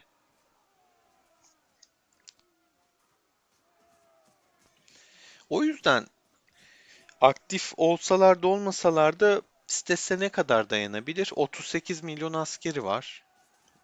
Dayanır bir süre daha ama ne kadar tutacak yani? Krallıkta asker kalmadıktan sonra. Bak burada 6 atmış mesela.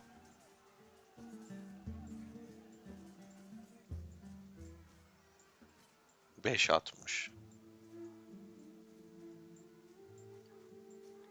Zor işleri ya. Yani daha doğrusu bence zaten bir şey olmaz da. Hani burada birazcık şey var. Gurur. Abi biz en güçlüydük. Yapacağız elimizden gelen şeyi var.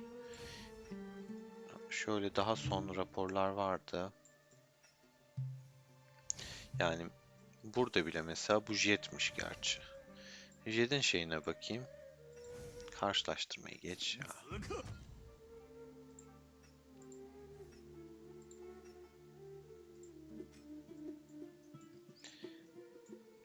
Süre yeterse Jet'ten transfer yapabilirler.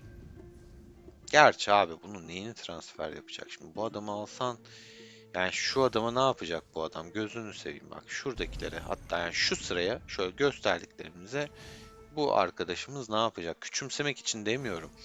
Bu adam içtimaya komp attığında rakibe puan veriyor. Boş yere de askeri ölüyor. Çünkü bir hayrı yok bunun. Şu kompun bir hayrı yok şu an, birer yıldız.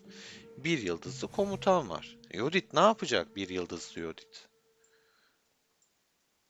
Ama ben 40'ın yerinde olsam Jet'te askeri olan sağlam kalmış adamları Van ittifakına alırdım. En azından içtimai savunmayı işte Stesse'ye, Angry'e, oradan Popis'e falan destek çıkarttırır. Yoksa zor. Mesela Rebelwin gelsin. Adam kompu sağlam. 5'er yıldızı dayamış. 140 seviye. T7 de var elinde. Yani şu an şu Rebel'inki bile neredeyse T5 ile, tamam araştırması ne kadar iyi olursa olsun ama T5 asker Mavkid'in T5'i ne yapacak? T7, T8 askere. O yüzden 12 saat sürüyor zaten. Bence JDM'den adam çekin. Alın. Askeri olan, savaşacak olan. Bak yani mesela 49K kaybetmiş, 336K kaybetmiş. Asker yok çünkü.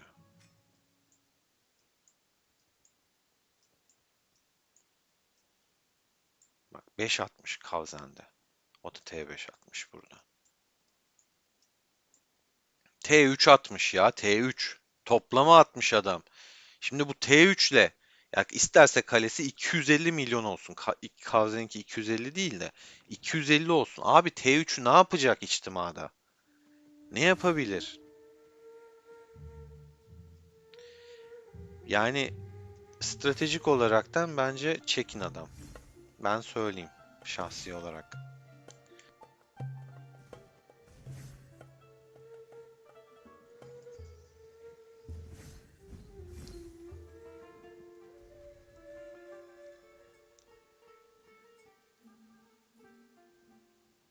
Hakan hangisinden daha fazla asker yediniz? 10 milyondan fazla değildir herhalde yani zayiat.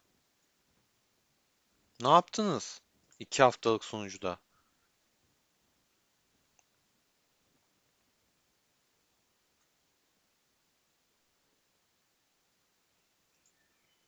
T3 atmış adam ya. Hala aklım burada bu arada.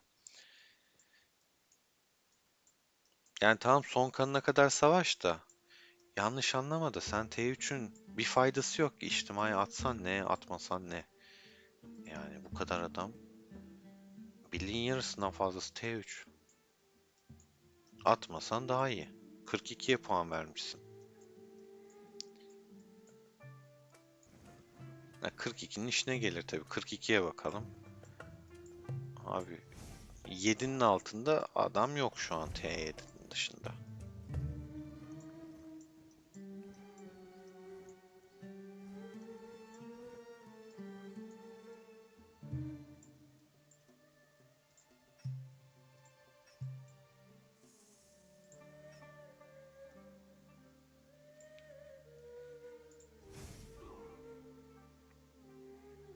Kaos kapısında savaş varmış. Bakalım. Kumbariyer de az kaldı ha.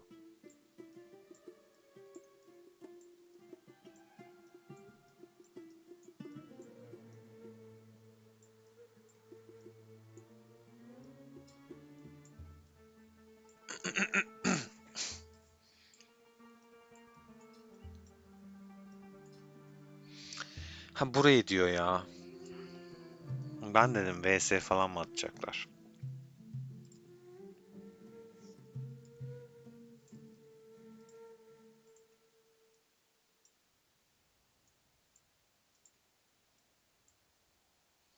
O kadar tehlikeli bir alan ki.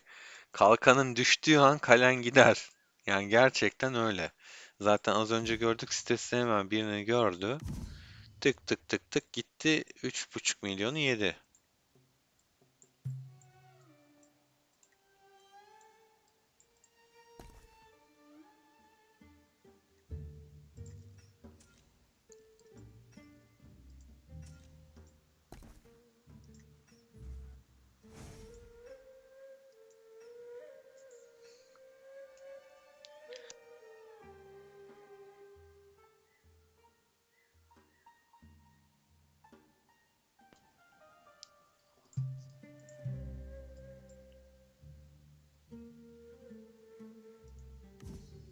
Abi Angry bile 500 küsürden 530 550 falandı. 150 milyon güç kaybetmiş. 150 milyon.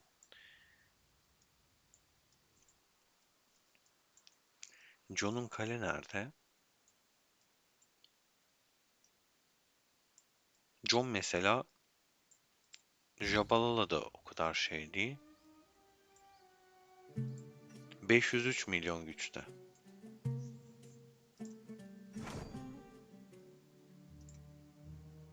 Sana ödül alayım.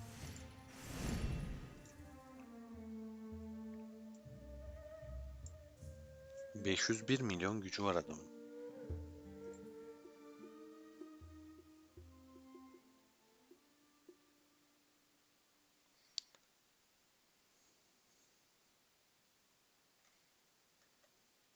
Ya Onur valla işte o ilk başlarda gelip baksaydım ölü sayılarını falan görürdük. Çok korkunç mutlaka vardır. Acayiptir. Çok da keyiflidir ya. Ben bayılıyorum böyle savaşlara. Kıran kırana geçene.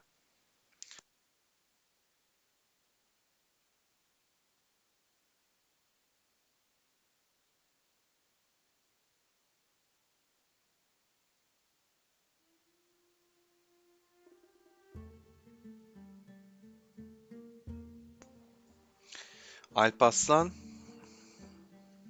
iyi Emirhan. Hatta şöyle söyleyeyim. Ne zaman gelir Allah kerim.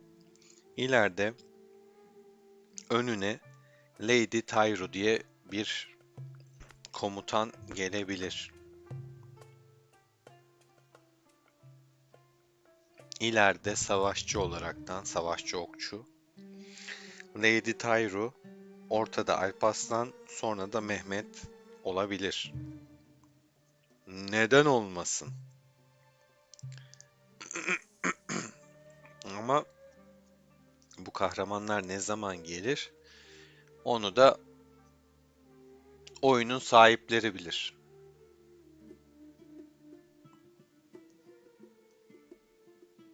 Mesela işte taktikçi mızrak kompuna Sen Louis gelebilir ana komutana, Belisarius'un önüne. Sen Louis, Belisarius, Elizabeth gibi olabilir. Ya da örnek veriyorum aynı zamanda okçu özelliği olacak Sen Louis'in. Sen Louis, Süleyman, Confucius. Confucius, Confucius'ta daha yok. O da olabilir. Romuluslu bir kılıç olabilir. Yani ileride böyle bahsettiklerimden birçok şey türeyebilir. Ama bunların hepsinin zamanı hiç belli değil.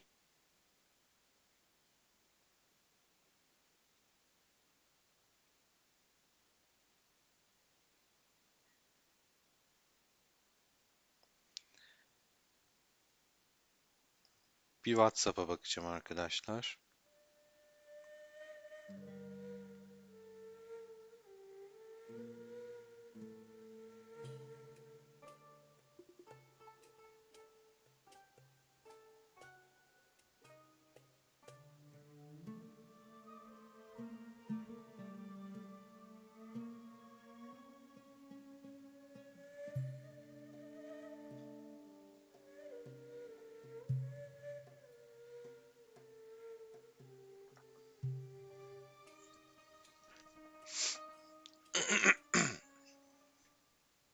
Ramses'in arkasına yok. Ramses ana komp olmayacak. Başta dediğim gibi kılıca ve okçuya göre değişiyor. Örnek veriyorum. Okçu, taktikçi okçu gidiyorsanız öne Sen Louis, ortada Süleyman, arkada Confucius olabilir. Taktikçi kılıçlı gidiyorsanız başta Romulus diye bir karakter, ortada Confucius, arkada da Zuk olabilir. Yani Ramses gidecek. Artık zaten gitmesi lazım. Ramses'te ne kadar zaman oldu arkadaşlar? Ramses nereye kadar kalacak? O da belli bir noktaya kadar kalabilir. Ramses'in evet gerçekten çok güçlü ama baktığımızda buranın komplarını bilmiyorum ama Ramses var mı? Ramses kaçıncı sezonda geldi yani? Üçüncü mü, ikinci mi? Hangi valinin komutanıydı o? Bricks and blocks have Çok lives of oldu. their own. O yüzden They taktikçi stand olarak gidebilir. eternal. Yani bu beklenen bir şey olur bu arada. Dediğim gibi Belisarius kompu şöyle önünde de bahsettiğim kahraman olur. Alparslan kompunun yine önünde dediğim gibi bir komutan, arkasında bu. En arkada da Mehmet olabilir. Şu an kendim şey gibi. Bir yandan arada ben finansla uğraşıyorum arkadaşlar. Sanki şu an şey grafik anlatıyorum. Evet, o böyle yaparsa Amerika İran görüşmesinin arkasından olabilir. Bunlar olabilir. Nvidia bilançosu falan derken bir yandan borsayla, finansla, ekonomi kısmını da şey yaptım, takip ettiğim için sevdiğim bir alan. Onları da takip ediyorum. Sanki onu anlatıyormuşum gibi geldi. Orada çünkü biraz daha varsayım üstüne konuşuluyor. Sonuçta müneccim değilsin. Analizlere göre işte teknik analizine bilmem neyine göre yorumlamaya çalışıyorsun. %100 netlik olmaz hiçbir zaman. Aklıma o geldi. Evet, Cyrus yapsaydın bence de daha iyiydi bu arada. Onur. Birebir de Belisarius güzel ama Cyrus yani Kiros daha doğrusu Türkçe şey olarak daha çok iş yapıyor bence.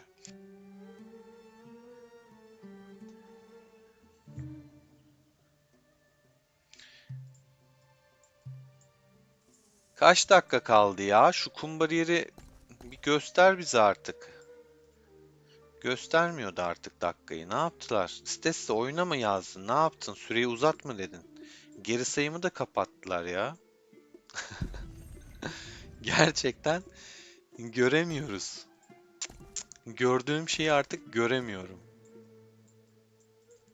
Yani gerçekten kapattırdı falan diye düşünüyorum. Kaç saattir yayın yapıyoruz? Bir saat olmuştur çok rahat. 1,5-2 saat olmuştur hatta. Ee, yani ben bu yayına baktığımda 1 saat 4 dakikaydı. Allah aşkına geriye alıp bakacağım neredeyse. Hala bitmedi. Bir anormallik var. Bu arada ben şeyden şüpheleniyorum arkadaşlar. Onu net olarak söyleyeyim. Stesse oyun yönetimiyle bence senin benim bizim gibi bir ilişkisi yok. Daha samimi, daha böyle sözü geçen bir ilişkisi olduğunu düşünüyorum. Örnek veriyorum bu hesap küfür etti banlayın derse o hesabı banlayacaklarını düşünüyorum. Ama sen dersen inceleniyor, araştırılıyor ya da işte geçici e, chat sohbeti, şey ban işte yazma banı falan atarlar. Ama o derse hesabı banlarlar diye düşünüyorum. Bilmiyorum siz nasıl düşünüyorsunuz ama benim şahsi düşüncem bu yönde işin gerçeği. Bakalım bir tane kalkansız atmışlar. Popçum vursana. Pont da şey değil bu arada. Gücü olan bir kale. Pond'u biliyorum. Ama vurmuyor. AFK da olabilir. Önceden bırakmış da olabilir bu arada.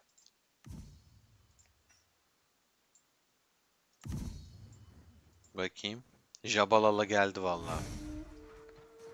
Adam 46'da bu arada ha. Burası 42. İletişim var ya da 46'ını da tespit eden ekibi var. Tak diye gitti vallahi. 45,2'ye düştü. Bir daha vuracak şimdi.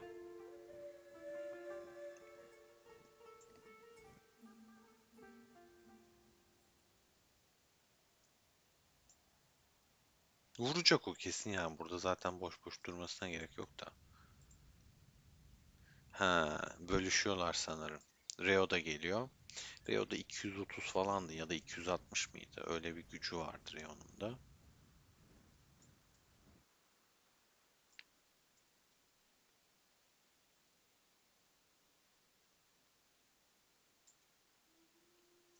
Kale sıfırlama böyle yapılıyor arkadaşlar.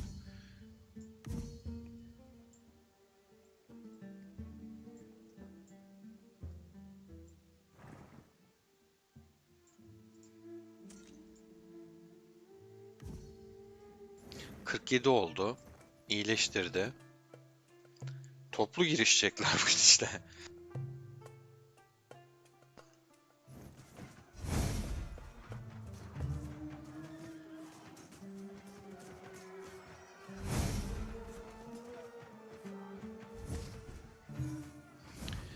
Şuna bakayım. Sonra sorularınızı yanıtlayacağım o birlikle ilgili.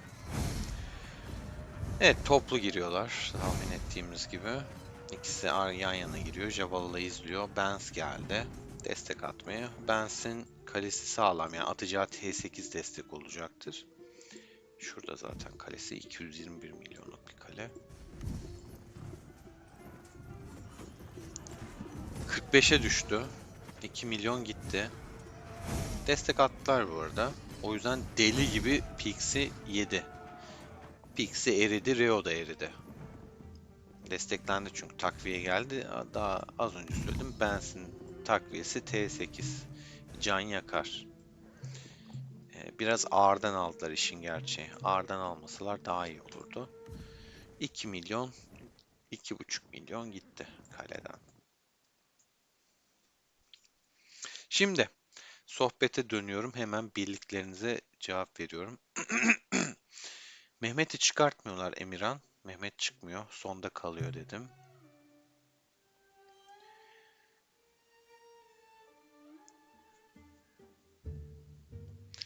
Sprix, bu arada sana katılıyorum.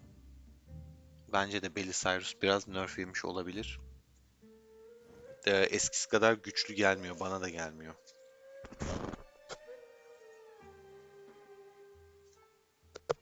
Atilla değer Emirhan, ama ana kompun ne senin? Okçu musun? Süvari misin? Nesin yani? Ona göre bir şey yapman lazım. Ama eee, ortalara beşinci 6. sezona geldiğinde değmiyor. Eğer okçu kompu kasıyorsan hiç Atilla'yı zaten kasma. Çünkü Atilla okta zaten okun metası Lubu çıktığın anda ikinci sezonda anında bitiyor. O yüzden eğer hiç süvari vesaire kasmıyorsan Atilla'ya gerek yok ki, ileride süvaride bile Atilla kullanılmıyor ama seni orta dönem aylarca çok güzel taşıyor. Okçu. Az şimdiki alttaki mesajını okuyorum. Mehmet yok elimde demişsin. Alparslan dediğine göre sen ok gidiyorsun. Atilla kasma hiç. Ok kompu zaten yok artık. Metada yok. Yani oku kimse kullanmıyor. Çok kırılgan. Yani herkes de süvari olduğu için ok anında eriyor. Dayanıksız. Oku kasabiliyorsan ikinci komp kas bence, şey olarak yani ok değil de ana komp, ok gitmişsin. Şu an bence ikinci kompa başla ve onu kas. 25 dakika, okey. William Lubu'dan ne kadar daha iyi gelecek acaba?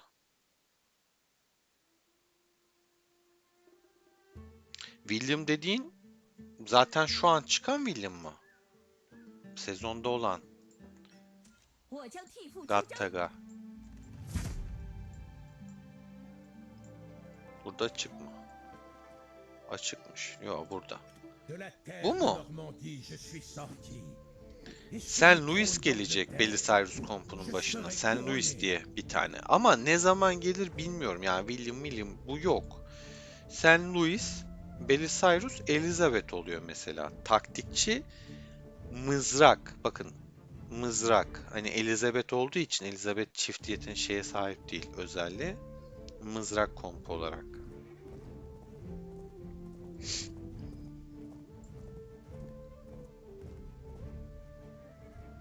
Ben şeyden çok ümitliyim ileride.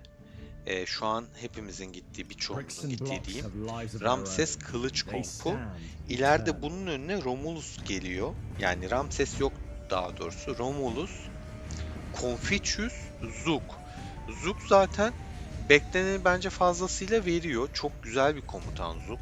Gerçekten sağlam bir buffçı, destekçi. Confucius eğer hani tarihteki gibi bir şeyse, onun da gerçekten çok böyle görkemli, sağlam bir buffer destekçi olacağını inanıyorum. Romulus nedir ne değildir hiçbir fikrim yok. Ya, özelliklerini bu arada yazıyor aslında. Hani şey değil. Eee, strateji hasarı veren,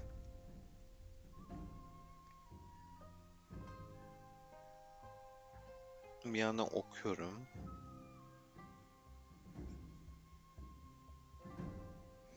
Kompu birleştirdiğinde neler olabileceğini yazmış.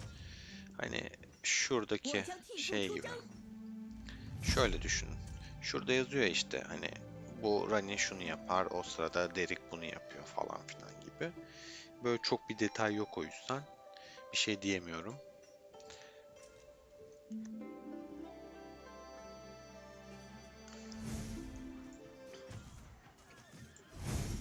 Onun dışında soru. O zaman 18 dakika kaldı.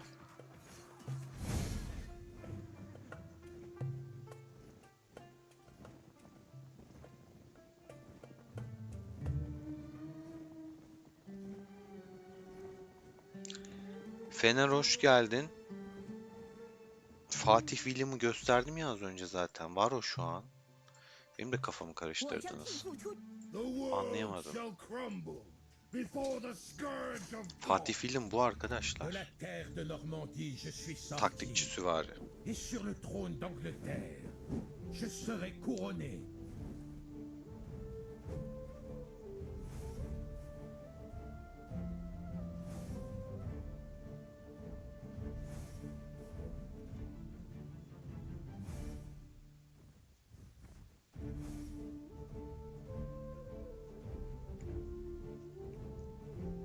Şeye gideceğim.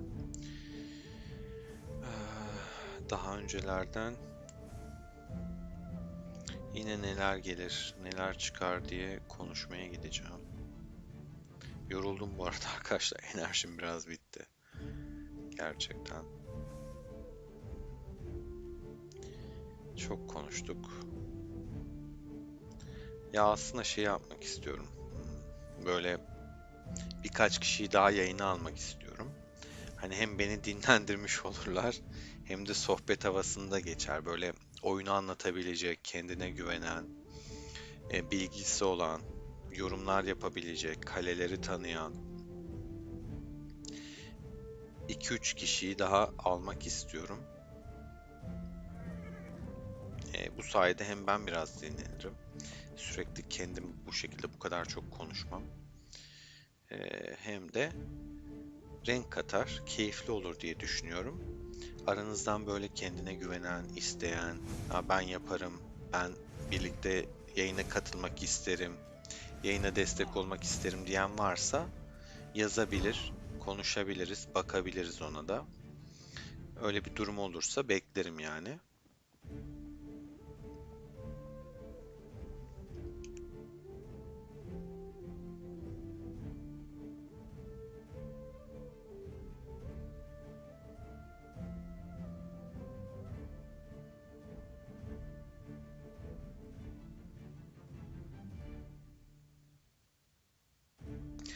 Bir ara böyle ekiple şeyi konuşmuştuk. Ee, Çıkacak, gelecek olan komutanları da onları şey yapamadım şu an. Dur bakayım. Bir an onları arıyorum. Nereye şey yaptık? Testler, onlar bunlar. Aa, burada.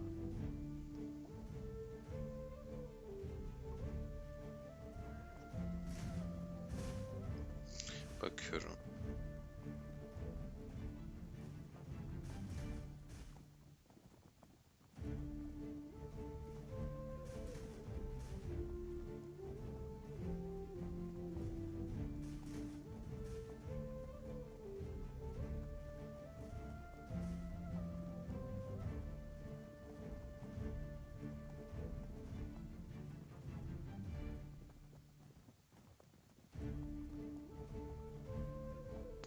Şimdi buldum. Şöyle. Bakayım. Kanut var. Onu zaten görmüştük daha önce. Görselini paylaşmıştık. Daha da başka vardı ya. Bir dakika.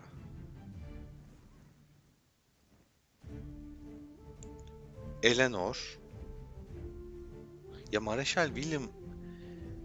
Fatih William değil. Mareşal William. Evet. Onun sohbeti geçmiş grupta da. Kılıç Kanut. Savaşçıda mızrak işte Roland dediğimiz.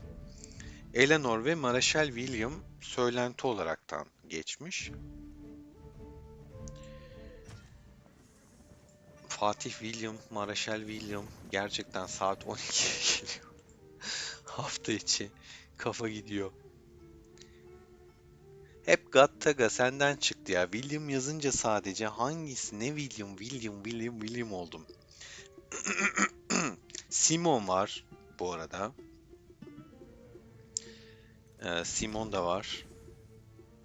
Ama daha farkındaysanız oyun bir şey açıklamadı ve sezon bitecek yani. Öyle de bir saçmalık var garip bir şekilde.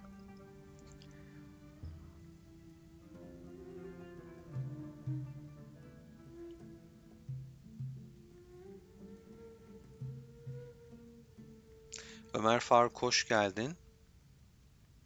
Valla işte dediğim gibi hani içinizden geçen böyle hani paylaşmak istediğiniz, katılmak istediğiniz, topluluğa hitap etmek istediğiniz varsa tabii ki bir yandan tek olmayacaksınız arkadaşlar. Hani alın siz anlatın demiyorum. E, Siz de yorumlar yapıp sohbet edebileceğiniz bir şey yapabiliriz. Böyle uzun e, konularda yorulabiliyorum. Mesela bugün hafta içi zaten çalıştım. İş sonrası işte biraz dinlensem de sonrasında hemen gelip şu savaşı çok merak ettiğim için açtım. Sizlerden de çok talep vardı. Hani nereden izleyebiliriz, nereden izleyebiliriz. Sağ olsun Coşkun da hemen bir tane hesap ayarladı. Coşkun Siyah Beyaz Junior'dayım. Oğlunun hesabındayım. Oradan bakıyoruz şu anda. 12 dakika var bariyere. 12 dakika sonra yani biz galiba böyle bugün Ramazan zaten sahura doğru gideceğiz. Utku Hoca ile sahura doğru. Gerçekten çok merak ediyorum savaşı. İnanın ben de sizler gibiyim. Sırf o yüzden bekliyorum. Sizleri de bundan mahrum bırakmamak için merak edenleri burada oturdum, kamp kurdum ve daha kendi çölüme bakmadım. Yani 26'da ne oluyor, ne bitiyor şu an hiçbir fikrim yok. Bak kaç saattir yayındayız 26'ya bakamadım ya. Ha, bu arada bizim şöyle hani bakılacak çok bir şey yok. Zaten durum belli de yine de tabii ki bir şeyler bakıp işte ne bileyim farmına göndermen gerekiyor. Belki kale vuracaktım, sıfırlayacaktım, farm kesecektim, puan kasacaktım, erdem kasacaktım. Hiçbir şey yapamıyorum. Her şey sizin için şaka maka gerçekten. Yoksa ben bunu yeni bir yerden açarım. Bir yandan da 26'da kendi hesabımı oynarım ama sizi bırakamıyorum. O yüzden burada aynı şekilde sizlerle birlikte yayına devam ediyorum. Gerçekten içerik atlısı bu savaş çok bekleniyor. Sizin de mahrum kalmanızı istemediğim için gerçekten bak bıraktım şu an kendi hesabıma bıraktım. Bugün bakamadım ve burada oturdum. Yani şey yapıyorum. Şimdi telefondan bir yandan hesabımı açtım. En azından bir farm falan toplayayım. Hani dikkatimi dağıtmadan şey dedim. Onlara bakayım dedim. Farm bile toplamamışım.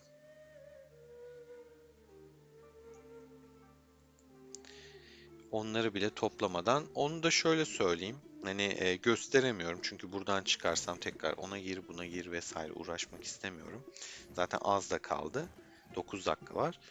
Bizdeki çölde 38, 35, 98 ile eşleştik. 35 ile saldırmazlık anlaşmamız var şu an. 98'de 38'i de zon 1'e kadar ittik. 35, 38'i biz de 98'i yani karşımızda olanlara hangi krallıksa ama tabii ki birbirimize destek de olduk. Biz gittik işte 38 buradaydı. Şeyde 98'de burada. Biz buradaydık. 35 de buradaydı. Buralardan dümdüz yürüdük. 35 işte 38'e yürüdü. Biz buradan 98'e yürüdük. Sonra orta alanda artık buluştuk. Buralar komple bizde. Zaten burası bizim topraklardı. Buralar da bizim topraklar oldu. Şey bile kalmadı yani. Döngü kuleleri bile yok. İki krallığın. Bir bildirim oldu bu arada. Ona da bakayım. Enigma çok teşekkür ediyorum. Destekleriniz gerçekten kıymetli. Zaten desteklemeniz olmasa ben de bu kadar kalamam. Emeğinin karşılığını sağ olun veriyorsunuz. Çok teşekkür ediyorum.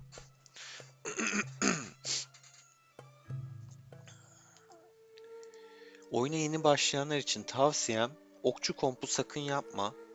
Mental.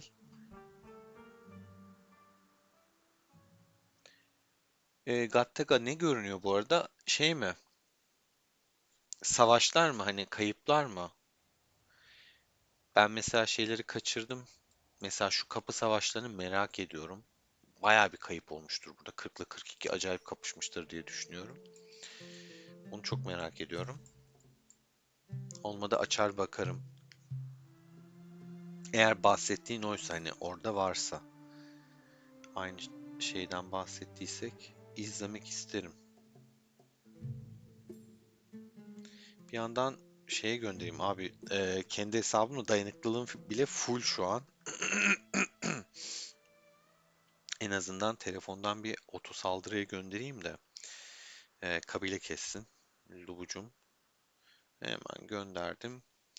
Ve yine sizlerleyim. O dönsün o sırada. Kusura bakmayın. Evet, askerler geliyor.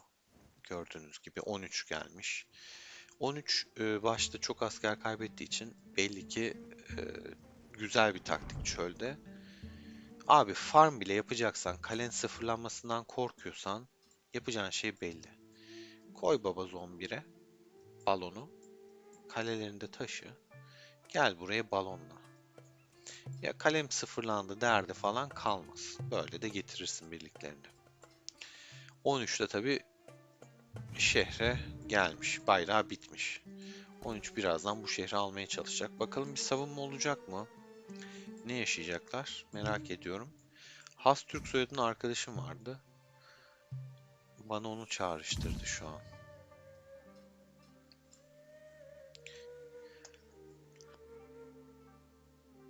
İzninizle bir su içeceğim.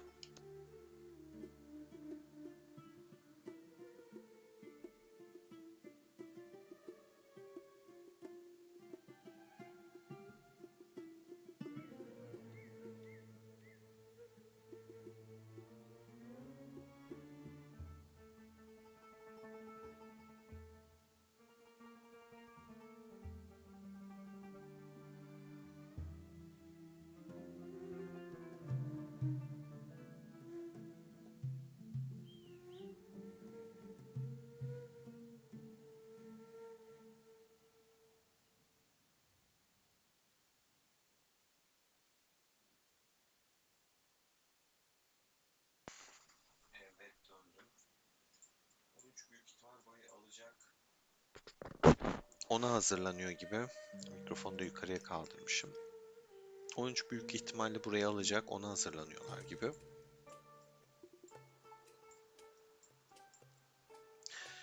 Esas mevzu burada kopacak. Şuraya bak ya. Sargı kampları kurulmuş.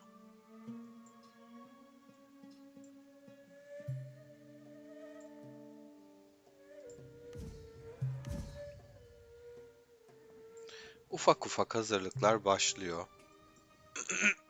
46 ve 42 sağdan soldan 40 tarafını kıstırmış. Kuleler dikiliyor. Yani 42 burayı çekmiş. 46 da bu tarafı çekmiş. Valla çok fena bir şey olacak. Çok az kaldı. Çok az kaldı. 42 kule dikmekte biraz geç kalmış. 26 dakika var. Bak 46 çok önceden dikti. Keşke onlar da biraz daha erken dikseydi. Var mı bir yorum bakayım?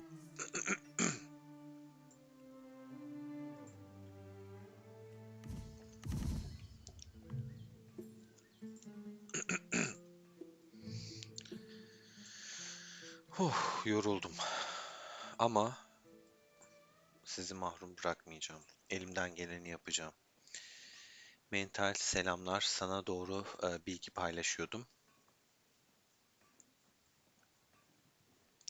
He, komutanlar. Okey. Olur. Teşekkürler bu arada bilgilendirme için. Gat.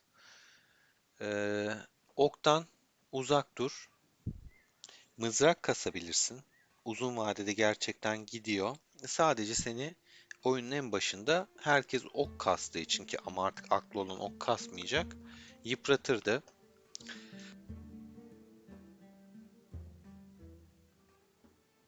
Genelde birinci sezonda Hannibal kasan da çoktu. Hala boğazım bu arada çok kuruyor.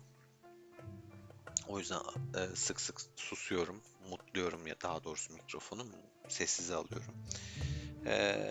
Hannibal kasan kullanan hala oluyor. Krakenler hatta Hannibal'ı çok kullanıyorlar. Ama Lub'u bence daha iyi. Mızrak kasarsan senin için daha iyi olur. Süvariyi Lub'u kasarsın. Lub'u gerçekten çünkü ani hasar çıktısı çok yüksek bir komutan. Şu hep fil gördüklerinde Lub'u genelde. Van ekibi de toplaşmaya başladı. Bakın onlar da balonla geliyor. Onlar da aynı stratejiyi izlemiş. Kalesi sıfırlanması çok olan gitmiş baba T1 yani T1 diyorum ya Zon 1'den balonla geliyorlar. Mantıklı olanlar bunlar zaten. Bakın herkes balonla gelen ekibi var. Ee, Bu şekilde olması gerekiyor. Yoksa burası kurtlar sofrası, burası büyüklerin sofrası.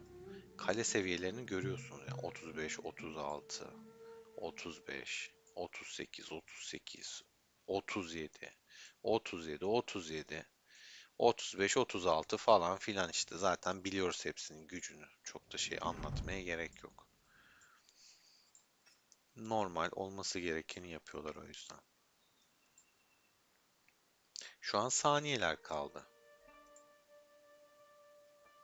Türkoğlu hoş geldin. Aleykümselam. Özlettin kendini bak bayağıdır görmüyorum seni. Semih sana katılıyorum. Bak kendi hesabımı falan bıraktım. Kendi oyunumu bıraktım. Bu kadar bekledim. Yani saat de geç oldu. Yoruldum. Uykum da var artık ufak ufak. Yani gerçekten umarım değer. Bak bugün kendim döngü kulesine bile kasamadım.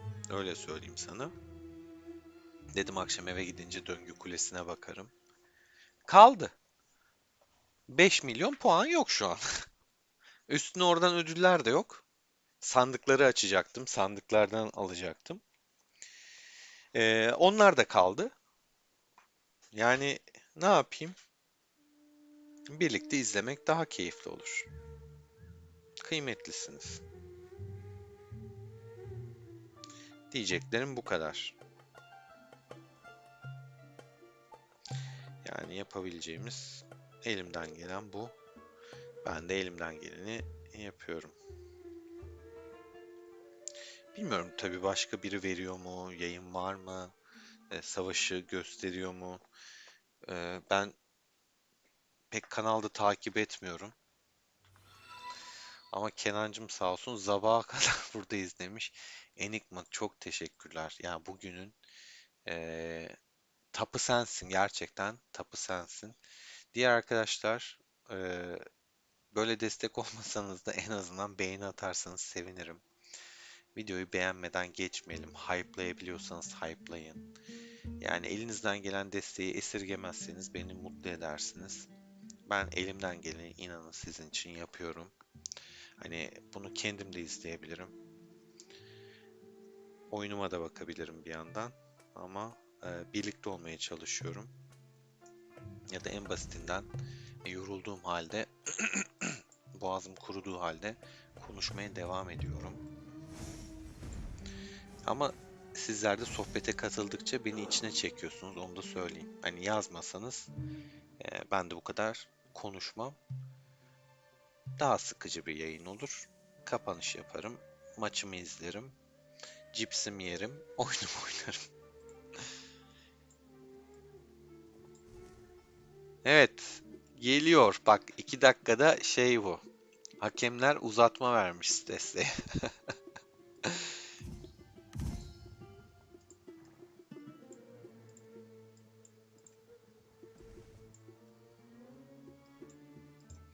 Görkem'e de bakmadık hiç ha. Nasıl aklımıza gelmedi? Ya 42 de fena. Abi şuraya bak. Bunlar ne böyle? Birinci sezon bir, ikinci sezon bir, üçüncü sezon bir, dördüncü sezon 2, beşinci sezon yine bir 6'da düşmüşler. Oğlum burası çok fena ya. Yani gerçekten 6 defa birincilikleri var adamların. 6 defa. 2 kere ikinci olmuşlar, bir kere üçüncü olmuşlar. Çok fena.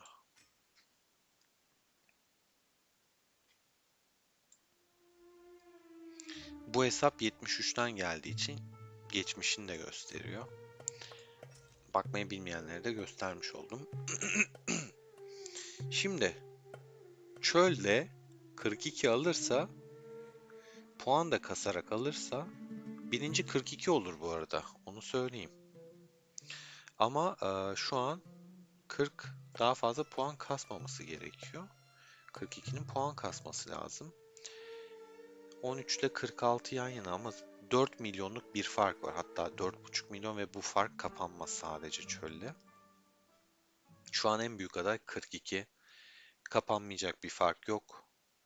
Anlaşıp 46'ın 13'ün 42'ye bırakması gerekiyor sarayı ve olay başladı.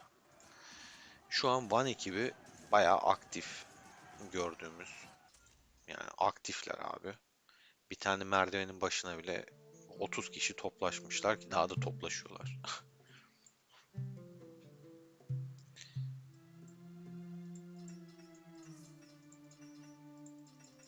Sargı kampına niye giriyor bu şeyi, onu merak ettim. Orada toplaşıyorlar. Olivan şeyi yıkıyor. Dikilen kuleyi yıkıyor. Bak Spear aktif. Popis aktif. En güçleri zaten. Ya zaten bunlar aktif olmasa bu arada hiç şans yok da 40'ın. Bu adamların aktif olması şart. Stets'in, Spear'ın, Popis'in, Angry'nin. Zaten taşıyan bu dördü. Sıralamayı tekrar açıyorum. İleride ekran görüntüsü hani bakarız. Nerede, savaştayken neydi ne oldu diye. Bu dört adam taşıyor zaten. Sadece şu ikisi 14 milyar puan katmış. 14 milyar. Krallık tablosundan ikisinin puanını çıkar. 52, 48. 48 milyara düşüyor. İki kişi bu kadar oynatıyor ya. İki kişi. İttifak olarak baktığında 34 milyara düşüyor. Yani iki kişi ya, iki kişi. Bakın 3 değil, 2. Çok korkunç. Bunu da katarsan zaten şu 3 olmasa at baba bunu buraya. Üçüncülüğe at direkt. Krallıkta aynen onda da üçüncülüğe at. Yani yok. 3 kişi. Şu ikisinin puanı zaten çok yakın. John'u merak ediyorum. Ben John'u sahada görmek istiyorum.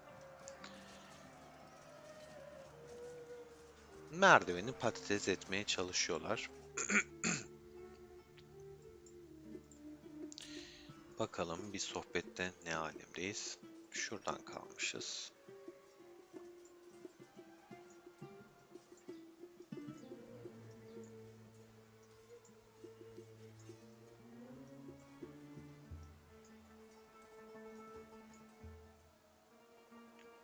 Karadayı yazmış zaten. Karadayı da bu arada sağlam ha.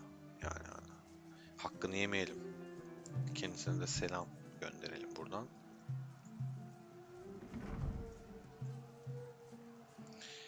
Ya bak 13'te mesela çok bilenmiş. Herkes bilenmiş 40'a.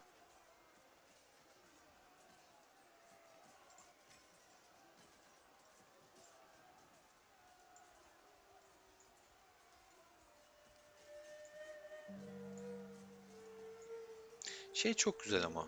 Ben şu an 2 saattir yayındayız. Hiç küfür falan hakaret görmedim. O güzel.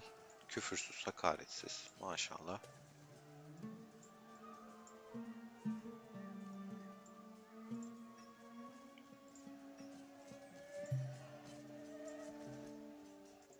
Scorpion bir dayak yedi. Bayağı bir dayak yedi. Gitti.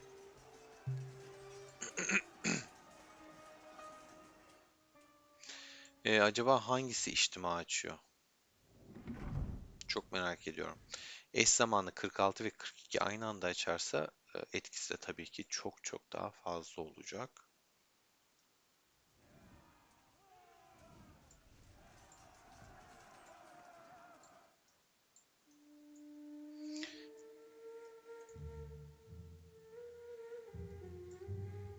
Şöyle bir bakıyorum. Kalkansız kale arıyorum bu arada.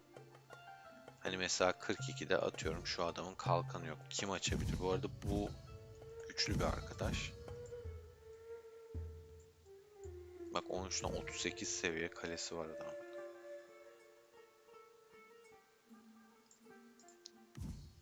Bu ne alaka gelmiş? Yer tutmuş.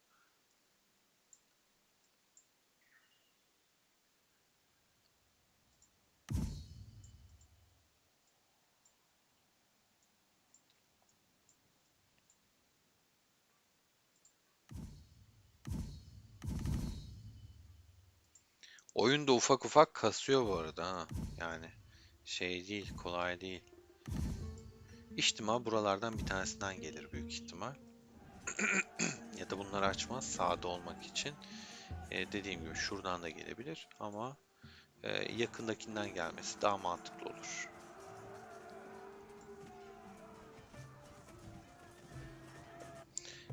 Bir yandan atışıyorlar zaten. AEPK bu arada kesiyor bayağı. Az önce de kesti.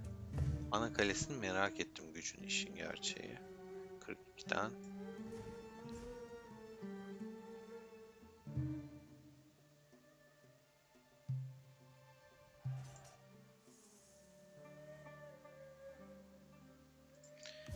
...72 milyon güçte. Ama 2-3 tane adamı kesti gözümün önünde. Zaten buraya kamp kurmuş. Balonla geleni kesiyor.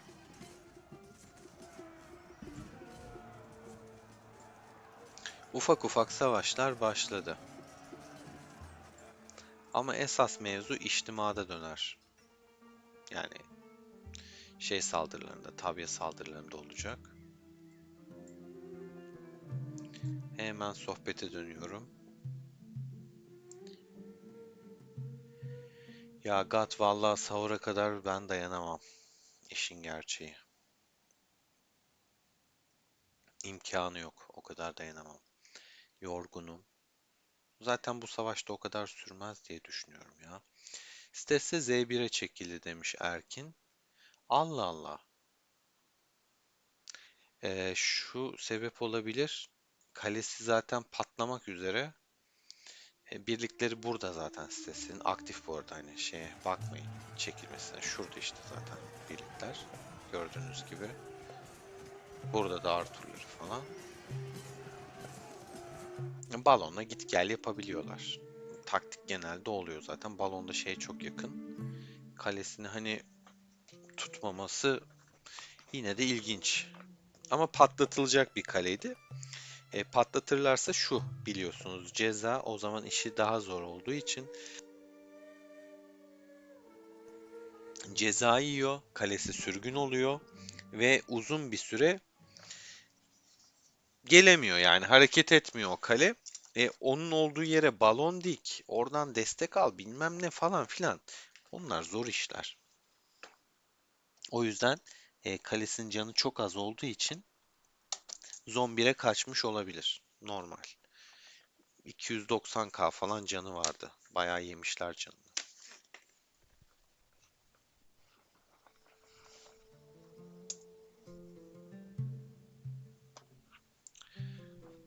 Geniş açıyla da bu şekilde. Dumbledore hoş geldin Albus. Asker, Stesse, Angry, Spare, Poppies bunlar da bitmez. Ama 50 milyon falan Stesse'den gitmiş durumda. Bir noktada sadece dördünde asker kalması da bir anlam ifade etmeyecek. Çünkü tutamayacak. Türklerin en çok olduğu sunucu sanırım 9 ya. Ya 2, Krallık 2 ya da 9.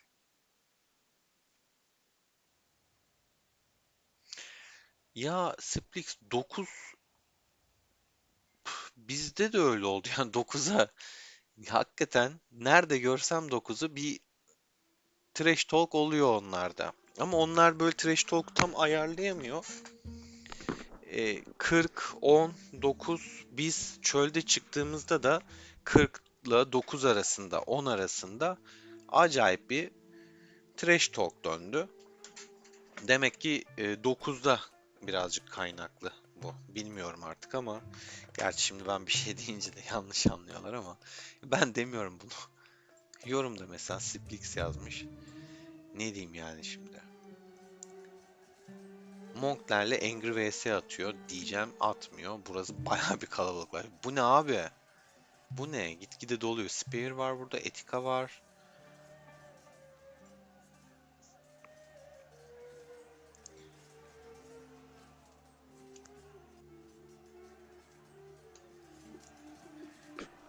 ...18'e mi bilenmişler?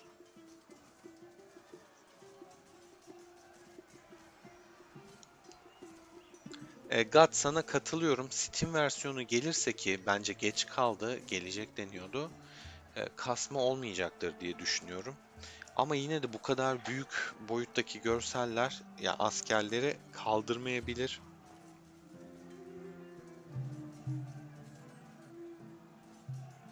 Ha doğru. Ya şöyle, balondan kastım şu Kenan. Kaleden bir kere getirdikten sonra zaten dediğin gibi şuradan sargı kampına giriyor, çıkartıyor, giriyor, çıkartıyor.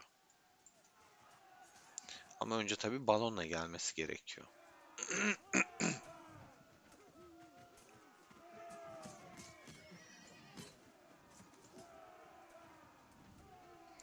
Tanks dediğimiz, tekrarlıyorum bilmeyenler için, yeni gelenler için. Power Shell, Zafer abi. Çok güçlü bir kale o da. O yüzden orada çok rahat bir şekilde o da VS'ye katılabiliyor. Yani burada şu an Kraken'ler var arkadaşlar. Etikal'in tam gücünü bilmiyorum ama merak ettim. Orada VS atıyorsa mutlaka burada listede vardır diye düşünüyorum. Bakayım. 227 milyon güçteymiş. Orası dediğim gibi Kraken yuvası. D-Rain, D-Rain de 263 milyon güçteymiş. Monkler zaten 350 milyon güçte. Reo 233. Angry, Poppies. Burası şu an var ya, yani gerçekten böyle babaların yeri.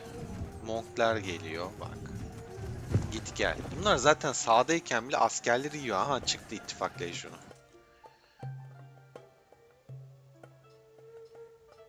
Bakayım eş zamanlı mı? Oo. Bunlar ne yapıyor? 13.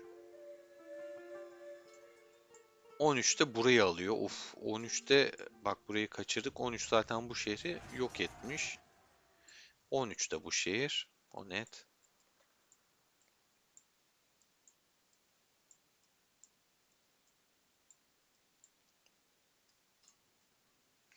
İçerideki savunma patladı gibi. God ittifakının lejyonu 42'nin, abi böyle bir kalabalık yok ya. Şöyle baktığımızda en çok Stesse öldürmüş. Buradan da bu arkadaş, adını telaffuz edemiyorum. Etikal ikinci, Popis ikinci. Popis 1 oldu, Spear 1 oldu. Burası bayağı bir düştü şu an. İçeride 8, 5 bitti. 7, 2 düştü, 6. Stesse geri geldi. Biraz adam toplar. JDM Ati geldi. Yok, dayanamıyor. Bu arkadaş bayağı güçlü bu arada. Şu an 1.6 milyon öldürmesi var. 1.2 ile Tanks geliyor. 1.2 ile Etikal geliyor. Dream var. 1.2. Yok abi, dayanamayacaklar. Yani eş zamanlı açtılar. İmkansız. Gerçekten imkansız. Burada Jabalala başı çekiyor. Hohan var. 1.5 milyon. Bileras var ki düştü şu an. Bir tane attı. Artık tekli atma zor olur. 6, 8 topluyor. 4 1 istese bitti arkadaşlar. Dediğim gibi zaten komplar, gelen komplar falan da birazdan rapordan görürüz. Yani çok zor. Ama şu an bence beklediğimize değdi. Çok güzel dönüyor yani. Şu an 40 elinden geleni yapıyor. Ghost hoş geldin.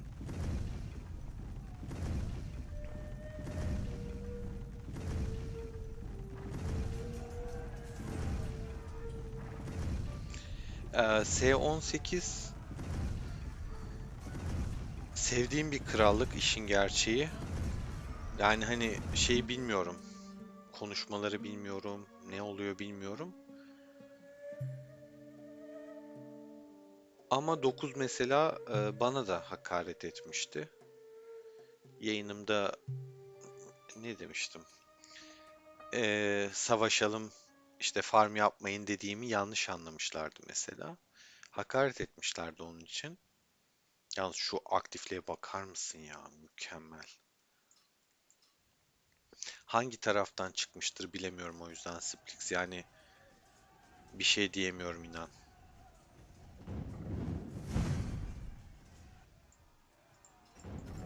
Ama 18'i severim yani zaten orada Emin kardeş var. Orada da çok fazla Türk var. Ee, güzel bir ekip var 18'de.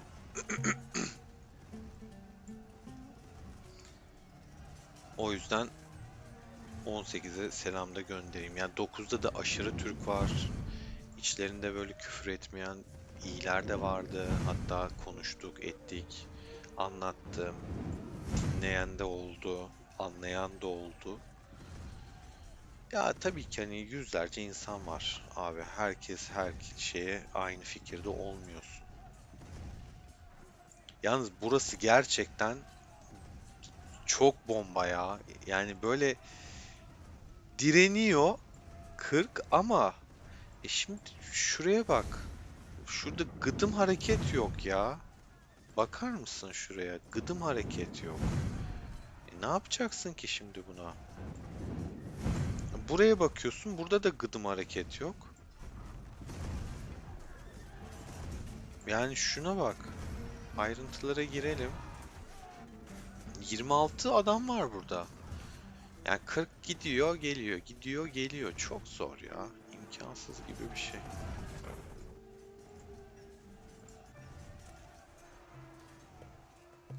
Bak Spear attı mesela, pat gitti. Bu adam ne yapıyor ya? 3.4 milyon öldürme var. 34,5 askeri kalmış. Ya şu korkunç bir arkadaş. Yani hani güç sırasında böyle birinci sırada görünmüyordu yanlış hatırlamıyorsam. Ama çok güçlü. Kompo belli yani. Gerçekten güçlü. Merak ettim. Güç sıralamasında kaçıncıydı? Üçüncü sırada görünüyor. Ama çok güçlü ya kompo. Yani Arthur atıyor. Bize Arthur'u paylaşmamış. Ramses kompunu paylaşmış burada.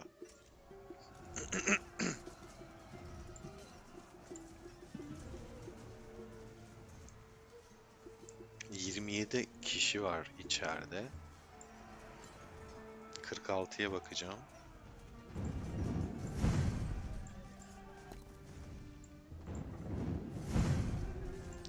Tıklayamıyorum ki. 24 kişi vardı. 23 de burada var şu anda. Jabalola da burada başı çekiyor. John yok bir de burada yani şu an. John olsa zaten daha da farklı olur. İçeride kimse kalmadı. Ama bunların da sayı düştü. Dışarıdan saldırı mı yiyorlar?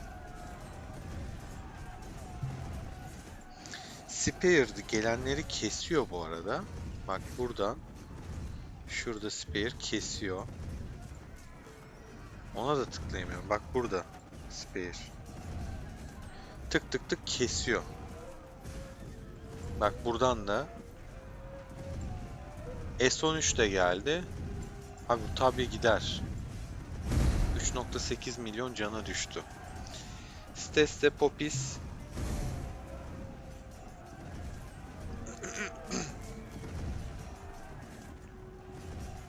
İmkanı yok tutmanın bu arada.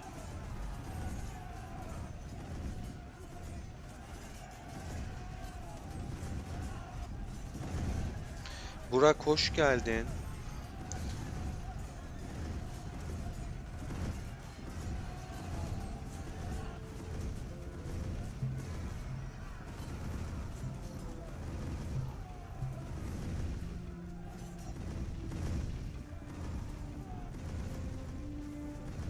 Ghost kesinlikle yani bu şu savaş kayıtlara geçmeli.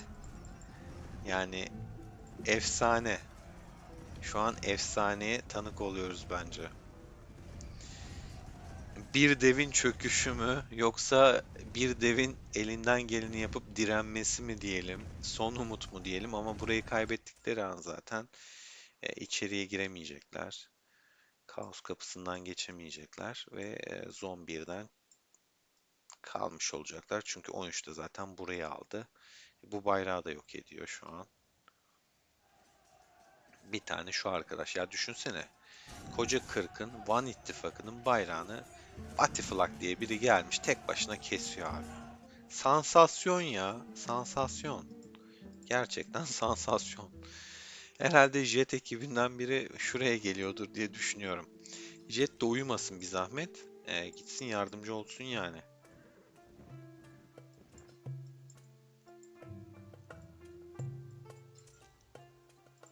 Şeyi de merak ediyorum. 1,2 milyar bir ölüm vardı.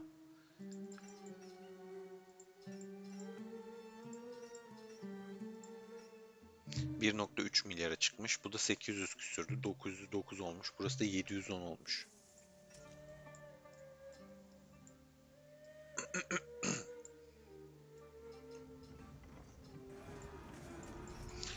Tabiye geçmiş olsun, gitti. Son 1,1 milyon. 1 milyon.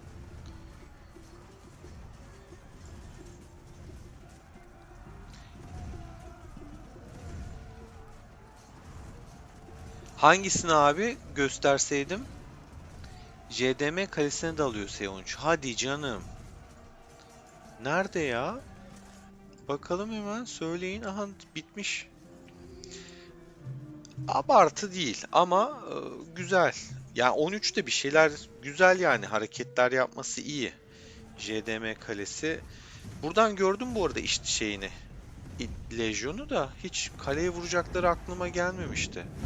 Mantıklı bir şey yapmışlar bu arada. Bu kadar karambol varken çok güzel, doğru bir hamle. Akıllıca. Aha Atiye de vuruyorlar. Bak bak bak, Atiye vuruyorlar. 13'e bak sen. Adamlar öfke kusuyor, öfke. Biz nelere şahit oluyoruz şu an. Adamlar öfke kusuyor resmen. Ama valla Lejyon mu daha çok kaybediyor? Ati'nin kalesi mi, emin olamadım. Yani 13 daha çok kaybediyor olabilir şu an. İşin gerçeği. Çünkü buraya sürekli destek atıyorlar. Ha şunu yapsalardı, 42'de eş zamanlı buraya bir ihtimal çıkarsaydı çok başka bir şey olurdu. Ya ama Ati Türk ya. Yani hani ne olursa olsun istemem Türk'ün sıfırlanmasını. Yazık. Bu arada Tabia patladı. Tabia patlayınca Ati'nin savunma bonusu falan da gider. O zaman da işler değişebilir. Şu an kendi toprağında arkadaşlar. Ekstra bir buff'ı var. Ama kendi toprağa gidince geçmiş olsun. İşte iç kale ittifak toprakları altındayken buff'lar alıyorsun ama iç kale artık şeyde değilse patlıyorsun. Çok merak ediyorum. 40 geçmiş olsun.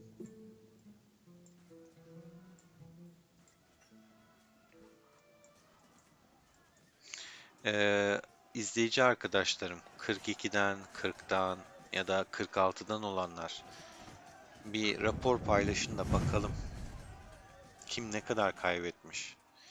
VS'ler atılıyor bu arada, sitese vesaire. Yani alanda acayip bir savaş var bu arada.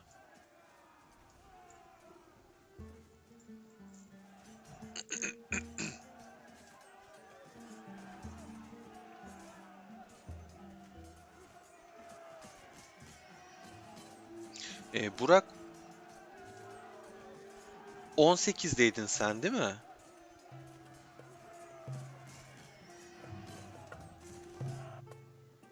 Emin ile Stes'e denk gelemez bence de şu an.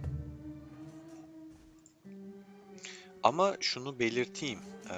42 sağlam puan kasmazsa 40'ın hala kazanma şansı var Görkem'i.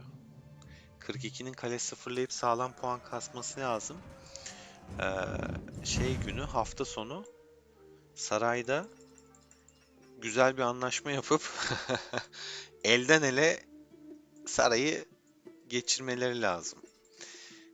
Bu saray 13'e gitsin, 46'ya gitsin, bir 42 tekrar alsın, 42 tekrar alsın, bir ondan alsın, bir ondan alsın, biraz arazi savaşı bilmem neydi falan da derken o zaman işte şey olur, birinci olurlar. Savaş burada bu arada arkadaşlar. Artık bir bağlantı kalmadı. Bir yandan şuna bakıyorum. Ee, Buraya ne dikiyor Jet?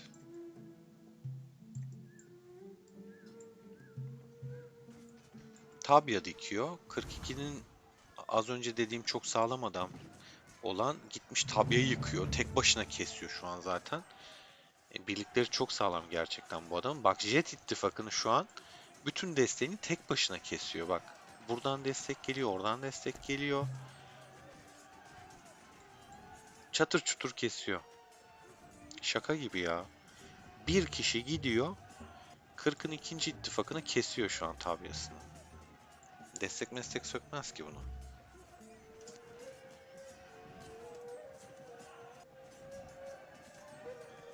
İstedikleri kadar atsınlar. Bir de bir bir atıyorlar. Bakalım. Çok merak ediyorum. Bak Arthur'unu çekti. Jön Türk de geldi. Taki de geldi. Kalabalıklaşıyor.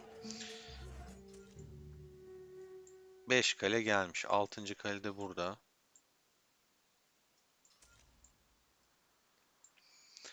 Van ittifakının nesi kaldı?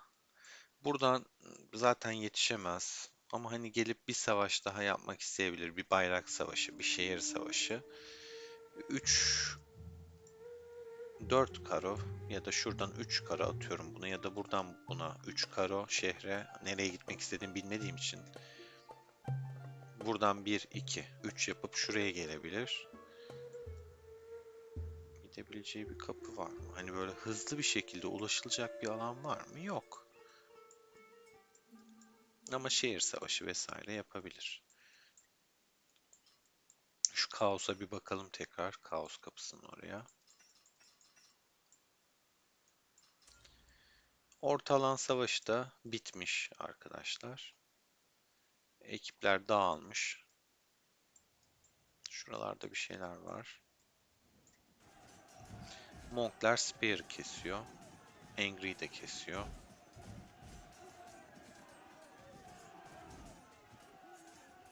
Kim hangisi alacak? Ama Angry'nin daha kötü gibi duruyor. Zaten Angry biraz daha farklı komplar deniyor böyle başlarda. Daha farklı. Bir de okçuyu çok seviyor sanırım. Süleyman'la çıkıyor eskiden. Bir ara Theodora ile çıkıyordu. Kendisi kaleme de kafa attığı için iyi bilirim.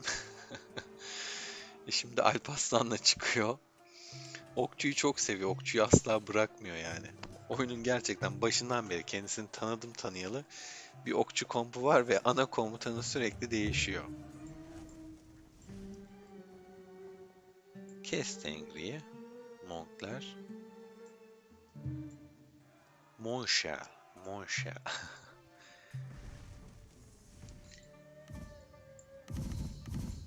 Burası dağıldı arkadaşlar artık. Zaten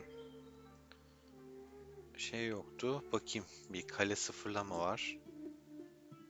Stes'e Pag'ı girmiş. Purga. Stes'e şu an tabii ki puan kasıyor yani. Bütün kaleleri de sıfırlar bu. Bu gazla gidiyor bakalım. Kalkansız 221 milyon. Ulan hiç görmüyor. Bir de şu görünümü takmış. Hani anlamazsın 221 olduğunu. Karadayı yayındaysan gerçi sana vurmaz. Sen de çünkü aşırı sağlamsın. Kalkıp da sana vuracağını da hiç sanmıyorum. Burada kime vurabilir? Bunun kalkanı var. Bunun da var. Ama biri geldi. Shins geldi. Shin güçlü. Şu canlı Stessel'inkini keser bu arada. Dedim zaten vurdu. 73'ten arkadaş bu da. Yakalayamadı mı ne yaptı? Vuruyor bu arada da çok ufak ufak can gidiyor. Kendinden de ufak gidiyor. Ondan da küçük küçük yiyor. Şimdi Stessel'in diğerleri çıktı. Tabii ki de keserler Kiros'u. Canlar çok az gidiyor bu arada. Yani çok böyle kafa kafaya bak. 5 kompla vuruyor. Ölmedi mesela. Yatmadı. Garip.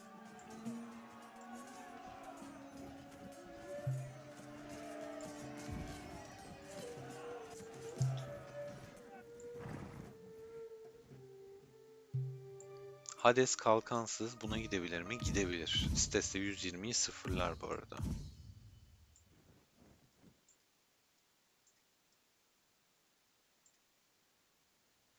Şimdi buraya geldi. Buna girer bu arada Hades'e. Hades de hiç savaşmamış. 6,5 milyon erdemi var 120 milyon güçte.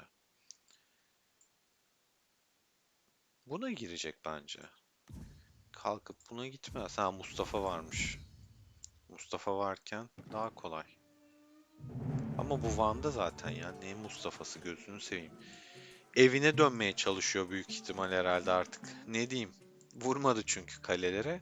Kalesi de biliyorsunuz Zon 1'de. Buradan da dönmeye kalkmaz diye düşünmüştüm ama şöyle bir gerçek var. Bunu unuttum. Adamların hiç arazisi kalmadı. Balon yok, bir şey yok. Nasıl dönecek? Yürüyerek dönecek. O yüzden aslında kalesine dönmeye çalışıyor.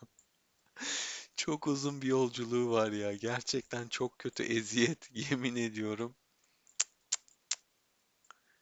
Gerçekten evine dönmeye çalışıyor aslında.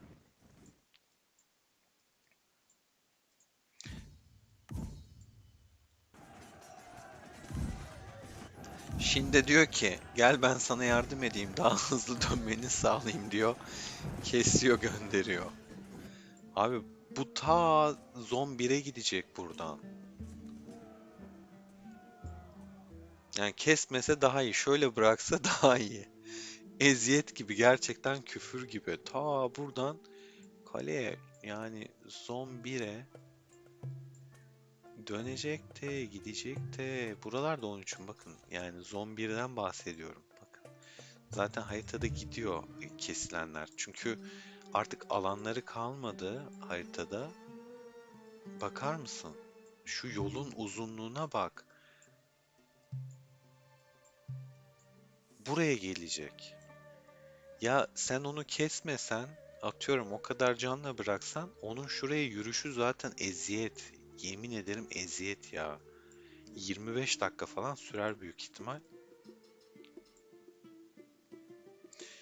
Bu arkadaş çok aktif bak bu çok gözüme çarpıyor benim. Çok da güçlü. Buradan dönenleri de kesiyor yani. Gelmişler kamp kurmuşlar. Normal yürüyüş yapıp dönenleri de kestiler. S13'ten de aynı şekilde.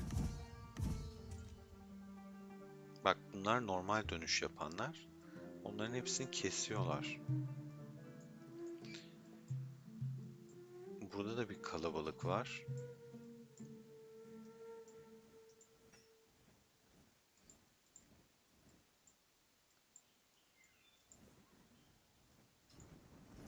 S13 bunlar.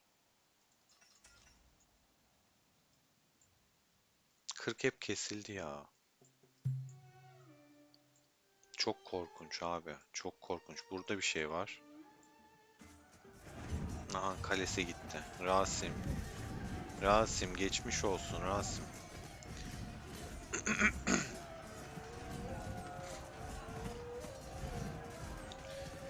Ya 18'den zaten küfür çıkmaz ya Burak. Ben size güveniyorum o konuda.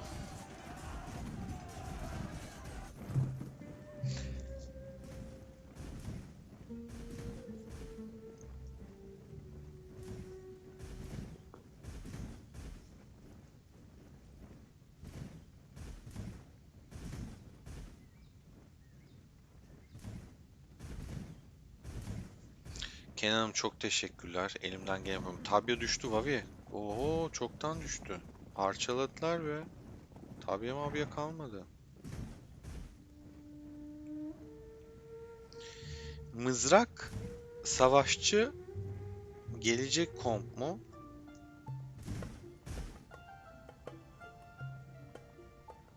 Ya o Gılgamış gelecek ama ne zaman gelir bilmiyorum. Berkay. Gılgamış, Vlad, sonda da Roland olacak Musa yerine de. Şu an Musa gelecek, ay, Musa diyorum. Musa yerine Roland gelecek. Çok sonra da Kiros yerine Gılgamış gelecek.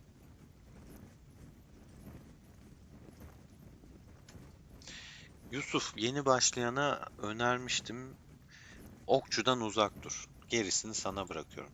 Çünkü kılıç da metaya giriyor. Mızrak da güzel, sağlam. Süvari, kırılgan, kılıç ya da mızrak yap. Süvari ikinci komp yaparsın.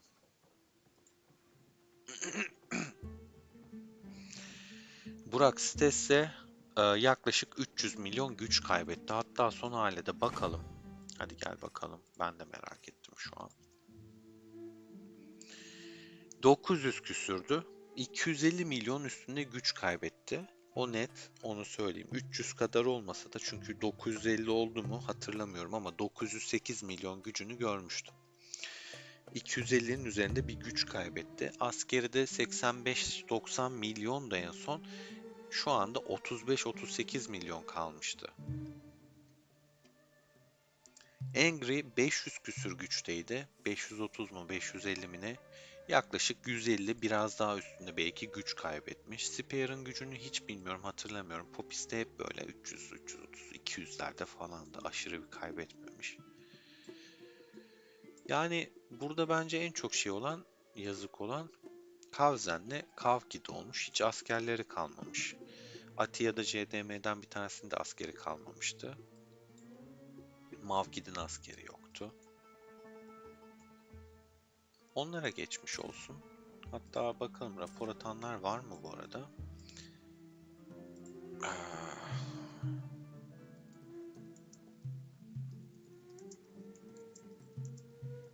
hatta 46'dan olanlar da atarsa çöl grubuna şu tabya raporlarına bir bakalım arkadaşlar.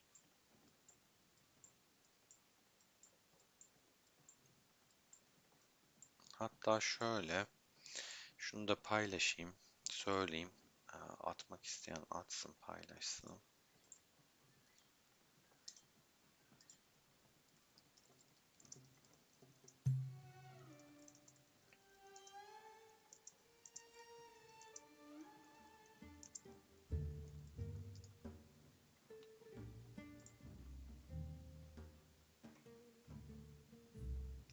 Ya Sezar inan şuraya bakınca benimki de çöp gibi kalıyor. Hepimizinki kalıyor yani. Burada dünya sıralamasındaki adamlar yarışıyor.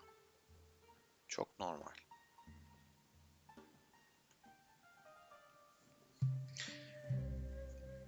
Yani 39 kaleler artık.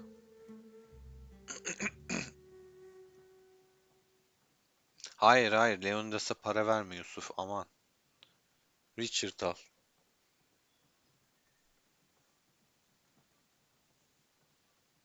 İnan Berkay bilmiyorum. Zaten hani ne zaman geleceği de çok belli değil. Roland'ı mesela 4-5 ay önce paylaştık. İnceledik özelliklerini. Adam gelmedi yani hani. Gelene kadar Roland'ı unuttuk o derece. Çok uzun sürdü.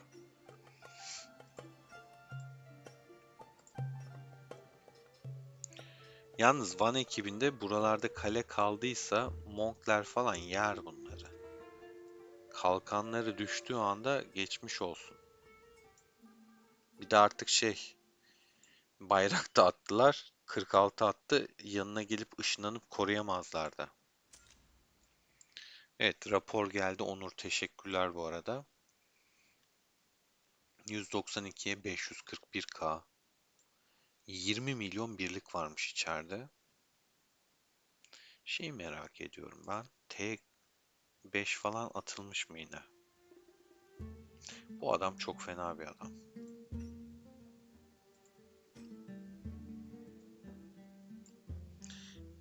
Bu ekip T8 çıkartması normal. Bak bayağı da T8 var ha. En iyilerini atmışlar yani böyle. Ellerinden geleni yapmışlar. T1 atmış adam.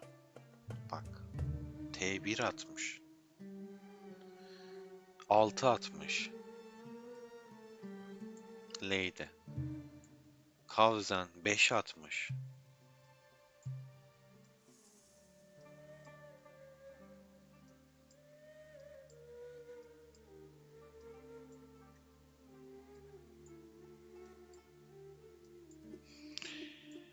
Ramta 5 atmış.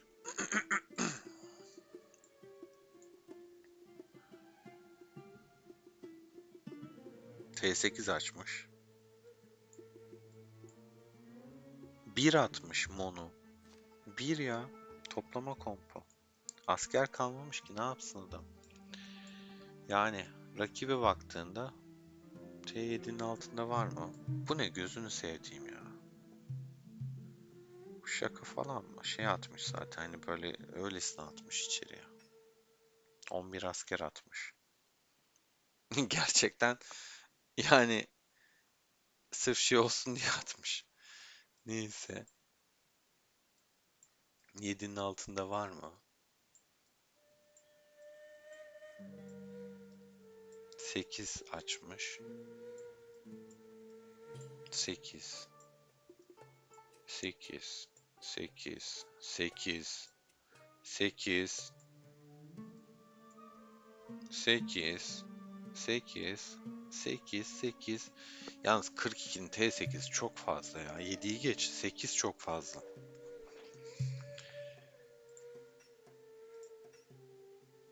Burada zaten pek bir şey yok. Yani çünkü hep böyle tek tük asker attıkları için böyle doğru düzgün şey yok. Ana rapor nerede esas? Ben onu merak ediyorum ya. Böyle ana raporu istiyorum. Onu bulmak lazım. 541,5K.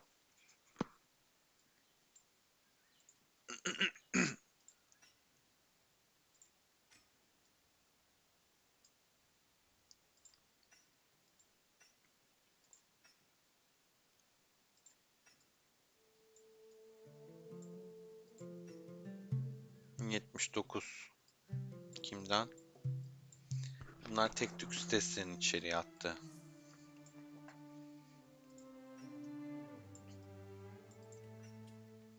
...42... ...79... Knights, the gift of freedom is yours by right. But the home we seek resides not in some Rakipsiz distant land. saldırı It's in us and in our ve... actions on this day. Bu arada hiddetli hücum açan kullananlar da gördüğüm için ona baktım da... ...sitesi ne yapmıştı diye hiddetli hücum da kullanıyorlar. Bu aynı kalıyor yüksek moral. Rakipsiz saldırı yerine hiddetli hücum açıyorlar. Şeyini de merak ettim gemlerini. Abi geme bak. 4. seviye taş. 4. seviye kudret taşları. 4. seviye. 4-4-3. Fragilem hominum natram cognosco. Fortunae winter pen. Et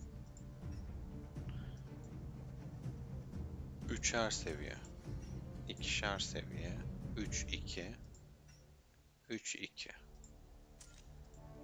Ne kullanmış altta? Direnişi sevdiğimi söylüyorum zaten hep. Knights, Ama burada saldırı, ışıltı evet olması gerekiyor. Krigere Burada da tänker ya saldırı ya direniş ama genelde savunma tercih ediliyor. Lagerthe'ye de saldırı çıkanlar var.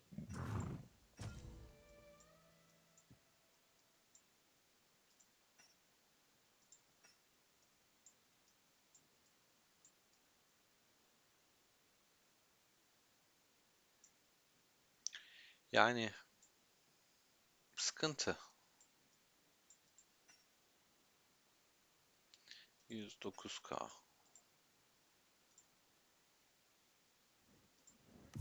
Aha kalkansız. Mavkit de kalkansız. Burası neresi? Onların arazisiymiş. Evet evet, çok var. Çok fazla bireysel attıkları için o yüzden. Sağ olasın Onur. Kale sıfırlama 13 atabilir. 13'ten biri var mı? 13'ten biri yok şu anda ya.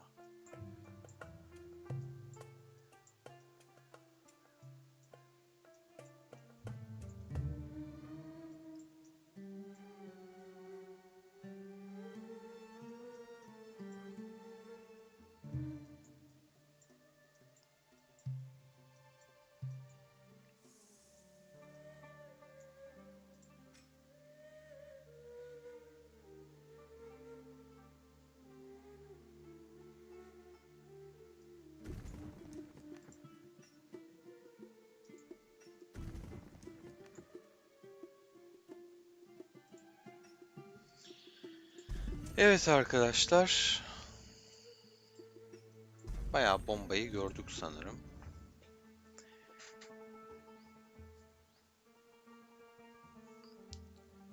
Gat, sana katılıyorum. Komutan sürelerinin arasındaki fark uzun olmalı. O yüzden hani zaten şimdiden böyle inceleyip de ona göre şey yapalım diye düşünmüyorum. Roland da öyle görünce o düşünceyi biraz bıraktım.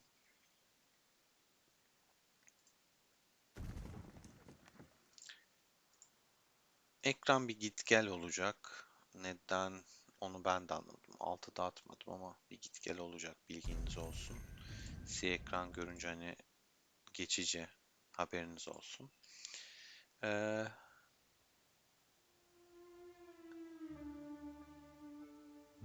Roland bence güzel. Yeteneklerine bakmıştık. Bayağı detayları açıktı zaten, inceledik. Sağlam komutandı. Roland'dan beklentim büyük.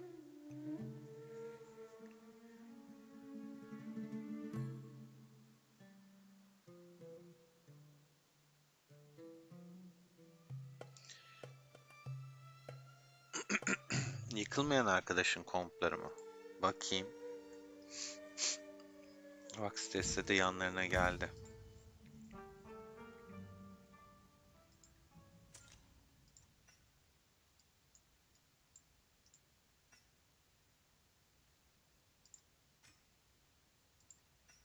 Knights, the gift of freedom is yours. Kırmızı at bu arada. 3, 2, 2. Üçer, üçer, üçer ve iki tane, bir tane de 2 var. Ha bak, az önce konuştum. Ne dedim size? Hiddetli hücum açmış. Arthur'da rakipsiz saldırı yerine hiddetli hücum açan oluyor. Krakenler de bu konularda farklı davranabiliyorlar. Stesse'den bahsettim. Onda mesela şey açık. Rakipsiz saldırı açık. Bu arkadaş şiddetli açmış. Oktay abi bak, bilgin olsun ha. Benim gözlemlediğim de bu arada hiddetli daha iyi iş yapıyor. Hiddetliler arenada falan, Doruk'ta daha farklı iş yapıyor nedense. Ama hiç komp kullanmadığım için net bir şey diyemeyeceğim. Yetenek zaten ışıltı. Bundan farklı vereni ben görmedim Arthur'a.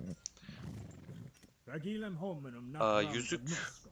farklı Fortunae vermiş. winter. Knights, Fragilem hominum Normalde bu natram yüzüğü de cognosco. görmüyordum. Krigere tänker Göğe lite på giden de känn. Fragilem Göksel. hominum Yanlış natram hatırlamıyorsam cognosco. adını. Onu Fortunae takarlar. winter penni. Kehanet Si Savaşçısını omnis actiones ilk kez nostras gördüm. mille vicissitudinibus subjectas est. Dediğim gibi Lagerthe'de hasar vurabilen bir komutan.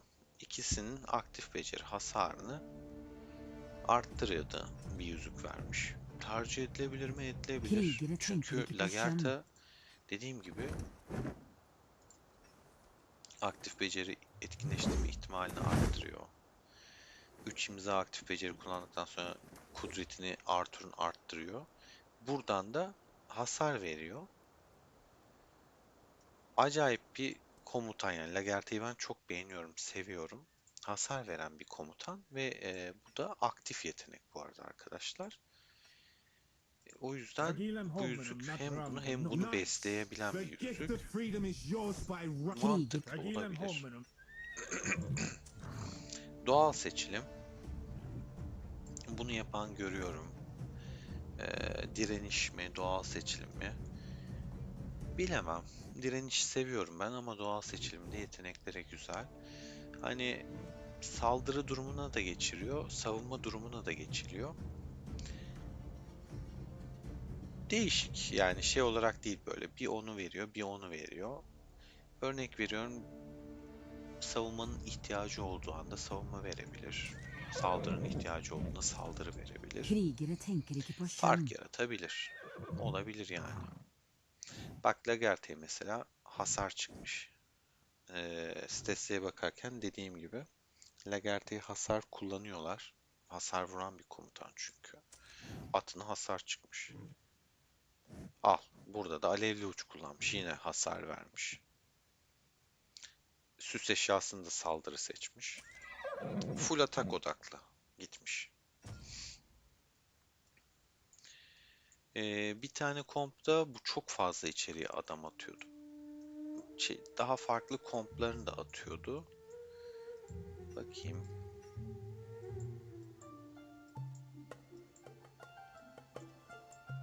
Ana bu büyük savaşın olduğu. Bayağı da yoruldum. Enerjim biraz düştü o yüzden kusura bakmayın. Hayda, Max'iymişin hepsini ya. Adamın kompunu gösterecektim. Neyse bulduk buradaymış.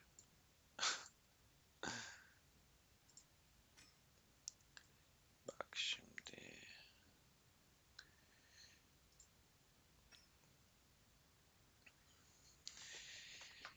Zao'yu başa koymuş.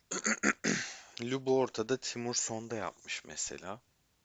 Ama bunun ikinci kompo bile olmayabilir. Ejder alameti, kanlı ödeme. Bu arada Zao'yu arkada kullanıyorsanız kara bayrak açabilirsiniz yetenek mesela. Ana kumandanın Lubu'yu beslemek için. Bilginiz olsun. Yani oyun böyle kendi yorumunuza aşırı açık. Şeye bakabilirsiniz kendiniz. Yorumlayıp düzenleyebilirsiniz. Okuyup.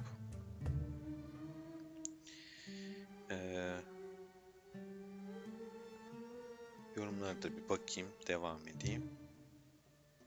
Video olarak düşecek bu video Berkay. Canlı yayınlar listesinden erişebileceksin bu videoya. Morty hoş geldin. Aynen o da doğru. Göğe gidenden de hasar kaybediyor. Göğe giden çünkü takan yani göğe gideni takan komutan yüzüyor. Hasar kaybediyor.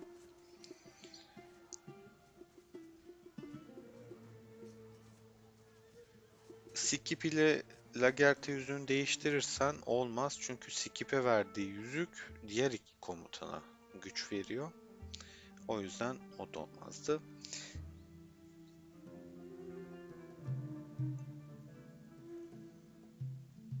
Yüce Dağ evet olabilir savunma amaçlı. S13 Saraya. Bakarım ona da. Şu kompu bitirelim. Hemen şu adamın birliğine bakalım.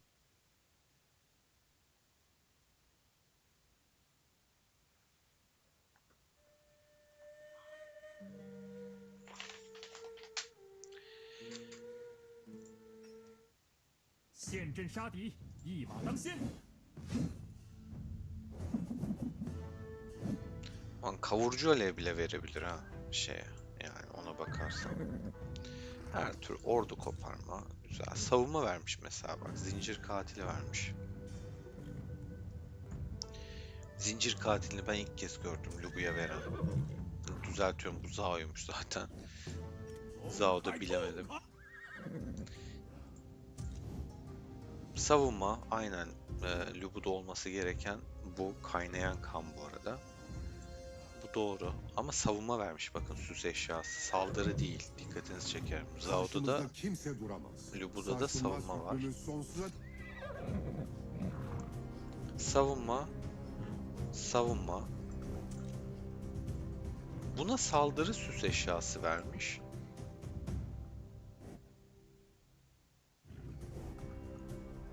Seferberlik güzel. Zhao ve Lubu'ya yatırım yapmış. Mantıklı olabilir. Olabilir. Timur'dan bir hasar beklentisi olmadan diğerlerine yüklenmiş.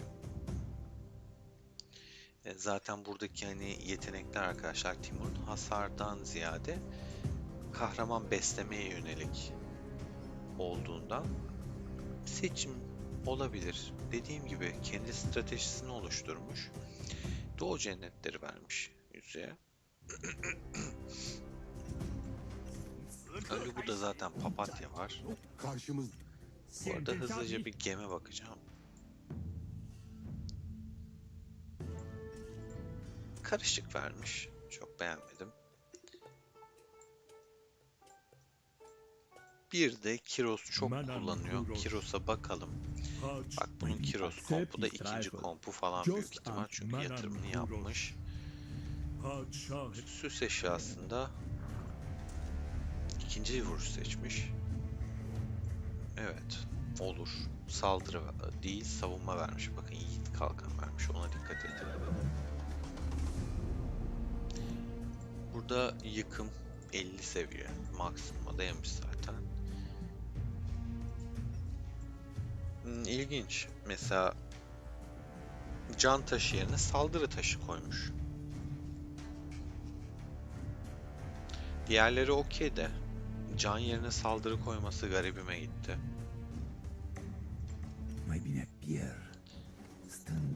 Göksel kıvılcım. Doğru. Verilir, takılır.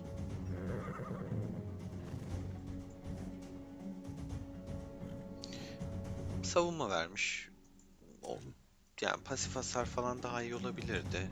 Zaten burada da saldırı çıkmış. Ama bakın süs eşyası savunma takmış. Musa sakin su olur. Savunma yenileme kudret vermiş, zırh vermiş.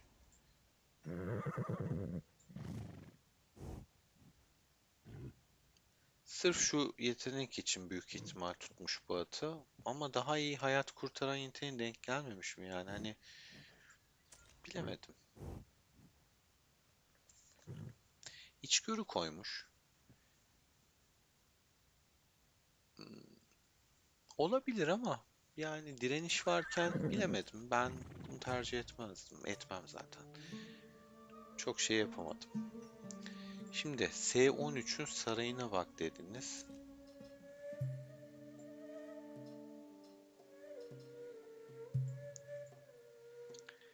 Neyine bakayım bu arada? Kafa gitti benim biraz. Azat. Neyine bakayım? Oradan tekrar bayrak dikiyor. Ha, evet onu gördük. Evet evet dikiyor.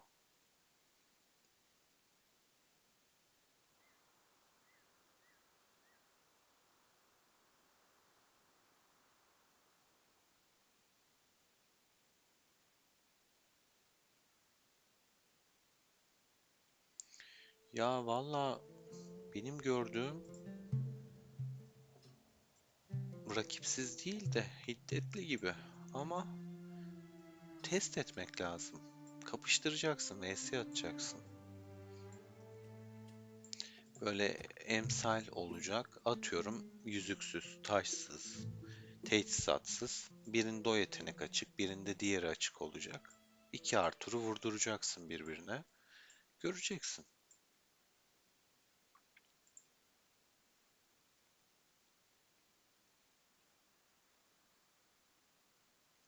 Bartu hoş geldin. Kişinin keyfine göre değişir o ya. Ben Age of derim. Ama Rise of'çular yani rockçu da çok fazla. Seven de çok fazla. O biraz kişiye kalmış diyelim.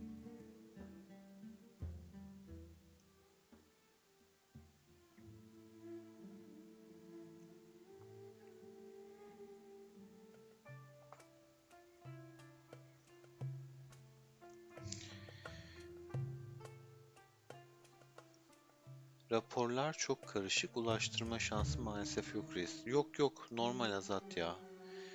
Dediğin gibi hani çok fazla rapor var.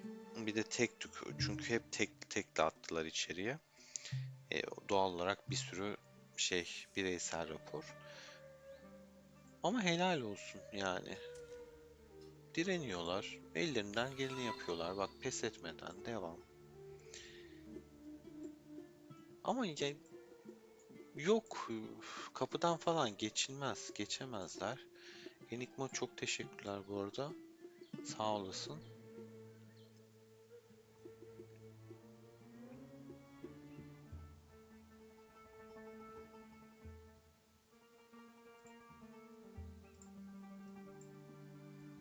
Grafik ve kahraman şeyleri olarak zaten Age of kıyaslanmaz yani. Adamlar o kadar özenmiş ki, bu arada burada mevzu var.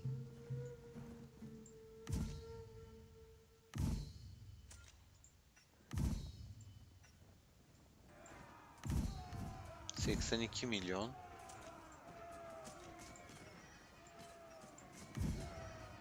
$80 milyon.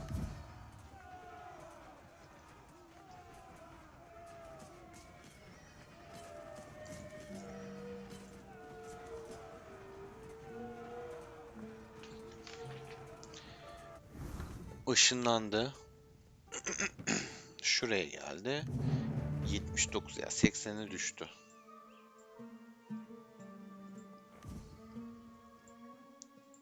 Bunu da indirmiş. 42'deki arkadaşlar, yani kalkansız bırakmayın. Bak, adam gidiyor, şimdi buna gitti. 97 milyondu. Etikal geldi ama. Etikal'in de kaleyi göstereyim. Spear hemen kaleye çekildi. Kalkansız gezilmez arkadaşlar bu çölde. Yani alarm kurun gerekirse. Özellikle Türk arkadaşlarım torpil geçiyormuş gibi. Ya mutlaka alarmınızı kurun arkadaşlar. 40, 42, 46, 13 benim için fark etmiyor. Ben krallığınızın ayrımını yapmıyorum. Kalkanınızı lütfen alarmını kurun. Güme gitmesin emekleriniz. Kur farkı var. Zor. Çok çok iyi biliyorum. O yüzden çok dikkat edin.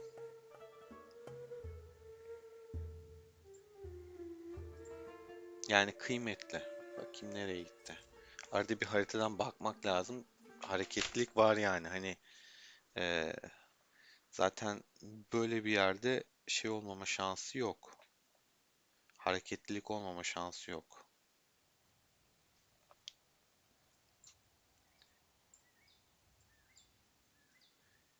Kırmızı bir kale gördüğümüzde kendisi olabilir.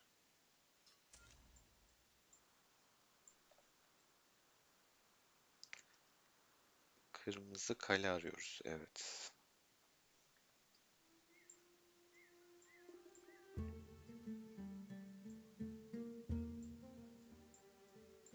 Şöyle bir asker topluluğu falan varsa ona bir bakalım.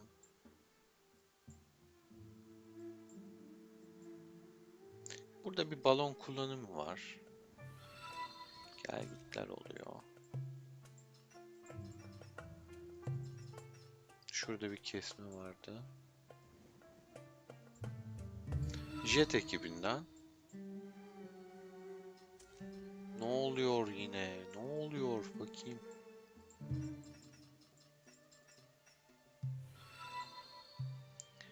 Enigma yine üyelik dağıtıyor.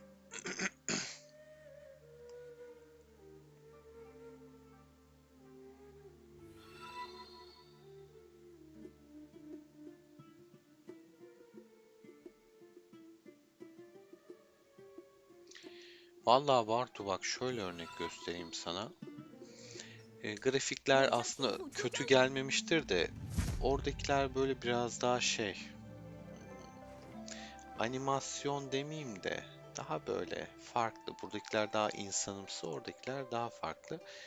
Burada o kadar detay düşünülmüş ki orijinal ses falan kullanılıyor ve videoları falan var, yani hani kahramanları özel klip çekmişler. Mümkün olduğunca detaylı iyi yapmaya çalışmışlar. Türk kahramanlardan yani yola çıkacağım. Mesela Süleyman. Bak şimdi. Osmanlı'yı cihan imparatorluğu Sesi yapan duyuyor da musun? ben, dünyayı titreten de benim. Bak.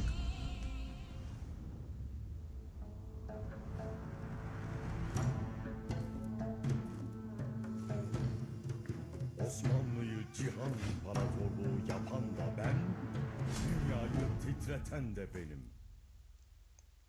Yani adamlar özenmiş kaşına gözüne her şeyine. O yüzden buradaki emek de Rogue'un bilmiyorum.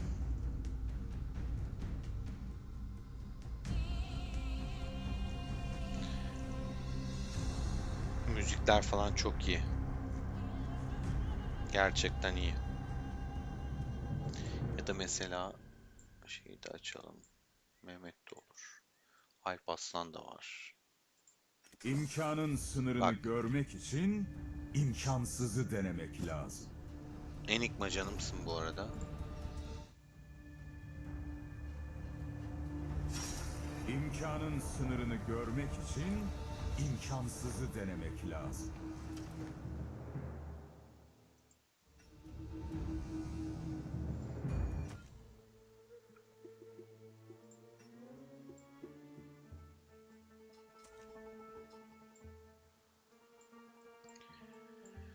Evet arkadaşlar, artık bugünlük bu kadar diyelim mi?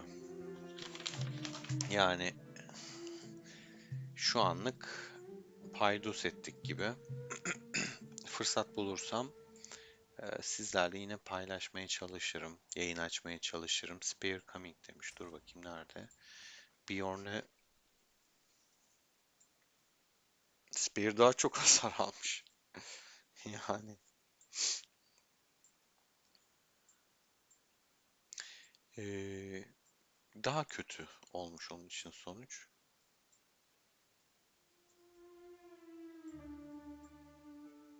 Juan destek atmış. T8 zaten. Daha zayiatlı çıkmış. Kötü. Yani onun açısından kötü. Zaten askerleri çok kısıtlı. Boş yere daha da çok kaybediyorlar. Ha, parası var, basar mı? Basar ama kaynakları ne kadar şey yapacak?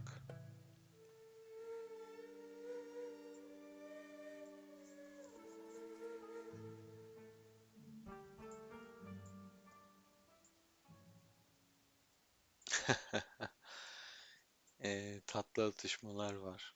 Buna trash talk da diyemeyeceğim. Gayet tatlı atışmalar. Ha, bir de artık şöyle bir avantaj var şimdi tabii ki.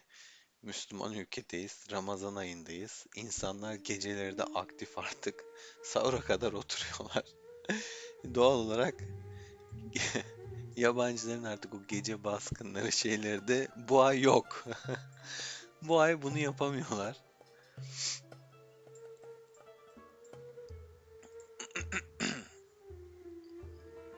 Enigmacıma kalpler göndereyim. Hatta şuradan da şöyle bir kalp göndereyim.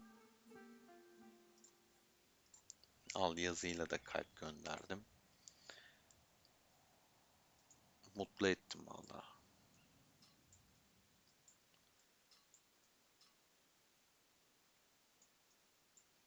Bak buraya şey yapmışlar. Malkit büyük ihtimal kale vurmaya çalışıyordur. Aa, kalkanı basmış. Askeri kalmamıştır. Ben de ona şaşırdım bir an ama yapabilir mi? Yapabilir. Hırs. Ya mesela ben olsam gelip şu farmları keserim abi. Rahat duramam yani. Bir iyi geceler öpücüğü niyetinde tak tak tak keseceksin şunları. Ben kendi krallığıma hiç bakamadım ya. Gerçekten bakamadım. İstese gitmiş buradan. Nereye gitti acaba? Kesin kale avına çıktı.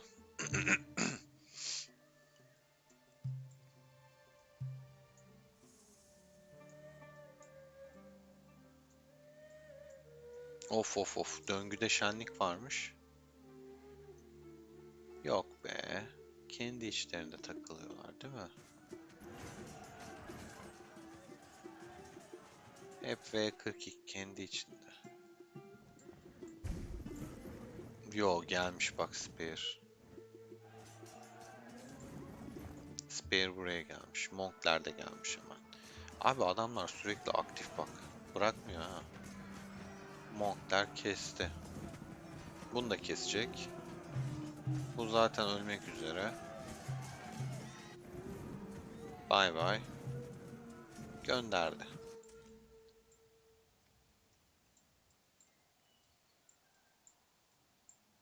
Of of of. Şu kesilenlere bak.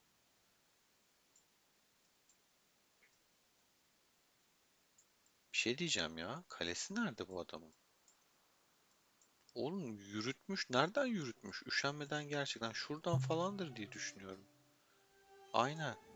Oradan gelmez ya. Oraya doğru ölenler kim giden? Birlikler 42'nin mi? Evet. Kesin şeyi unuttular ha. Sargı kampını unuttular. Kaleleri burada. Kesin sargı kampına doğru gidiyor bunlar. Hatırlatayım arkadaşlar. Sakın ve sakın. Gitmişsin şeye. Döngü kulesinin oraya.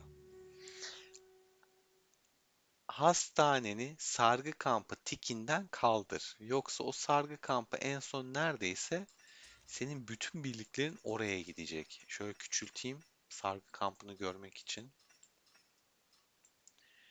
Nerede ilk yardım şeyi? Şuradaydı galiba. Bütün birliklerin buraya gelecek. Korkunç bir yol, kaos, kahrolursun. Bir de şimdi bunları geri yürütecekler. Mutlaka ve mutlaka savaş bittikten sonra hastanenizden o tiki kaldırın arkadaşlar. İster otomatik iyileştirmeyi aç, ister hiçbirine basma. Ama mutlaka kaldır. Bak hepsi sargı kampına geliyor. Hepsi tiki kaldırmayı unutmuş. Gitmişler burada. Paşa paşa döngü şeyini yapalım, adam keselim derken kesilmişler. Patlamışlar. Spear salmıyor şu an burayı.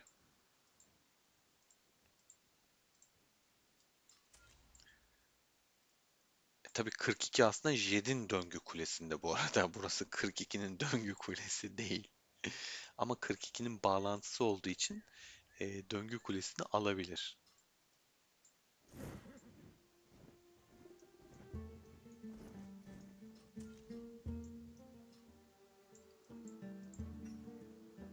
...65 milyon ölü. Şunlara da bir bakayım. 357 milyon. Yine bu dördü Allah aşkına. 250 milyonu zaten bu dördünden. Geriye kalan bütün Van ekibi 100 milyon katkı sağlamış. Ya 13'te şey vardı, Kanada vardı. Ben Kanada'nın adını hiç görmedim. Ne oldu o? Bilen varsa beni aydınlatsın. Buradaki de 1,386 milyona çıkmış. GAT ekibi de 972 milyon. 42'nin ekibinin adını söyleyemeyeceğim. 771 milyon da onlar. John yoktu son savaşta. Bu adamın maşallahı var. Evet arkadaşlar.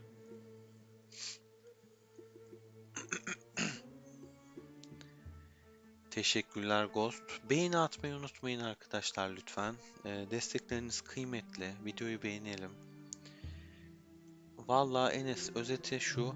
40 köşeye sıkışmış. Yani zombire sıkışmış. 42, 46, 13 artık kendi arasında saray savaşını yapacaklar. 40 burada kalmış durumda. Bayrak mayrak yok. 40'ın ilerleyebildiği nokta şurası olmuş şu an.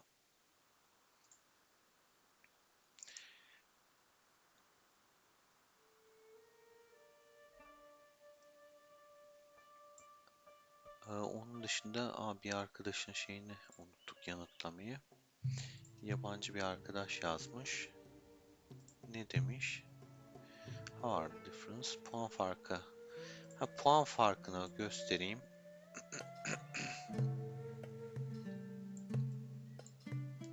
Puan farkı da ne olmuş? Krallık tablosunda 64,2 milyar 40. 43 milyar, 42, 40.7 milyar, 46, 35 milyarda 13 görünüyor.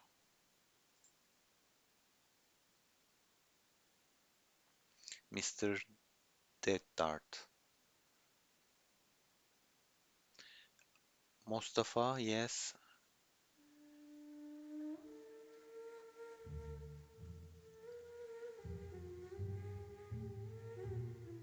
S40 Lost, evet. Bir dahaki yayın ne zaman olur? Pazar günü yaparız Berkay. Pazar günü savaş olacak. Pazar günü yaparız. Find something bro, don't make bored.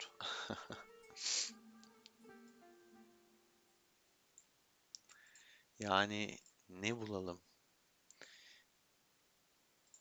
Vallahi. İttifak olarak da puanları da göstereyim sonra kaçayım. 50 milyar One for All, 34 milyar ve 42, 34 milyar GAT 46, 25 milyarda 13. Ama baktığımız 9, 5, 4 yani 18 milyar 3 kişi puan kasmış. 18 milyar 3 kişininkini düşsen 32 milyara düşer. Üçüncülüğe gelir. Şu 4 kişi tek başına puan kasmış gibi bir şey olmuş. Hakikaten gerçekten de öyle görünüyor. Bir şey merak ettim. Şöyle dediğimizde şu dördünün puanı yaklaşık 22 milyar yani 21 milyar diyelim. 13 kadar puan kasmışlar dördü. Vay be.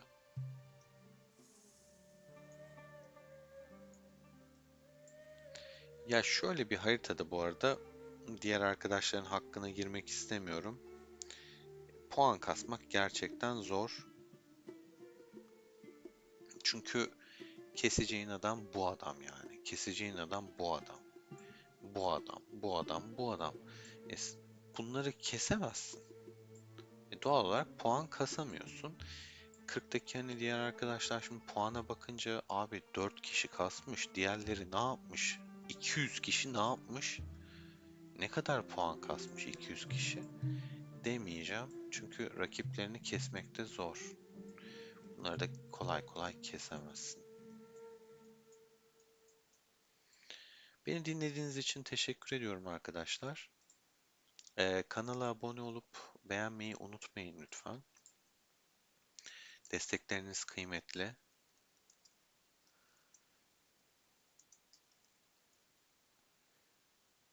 Hatta şöyle yazayım da ben yabancılar için.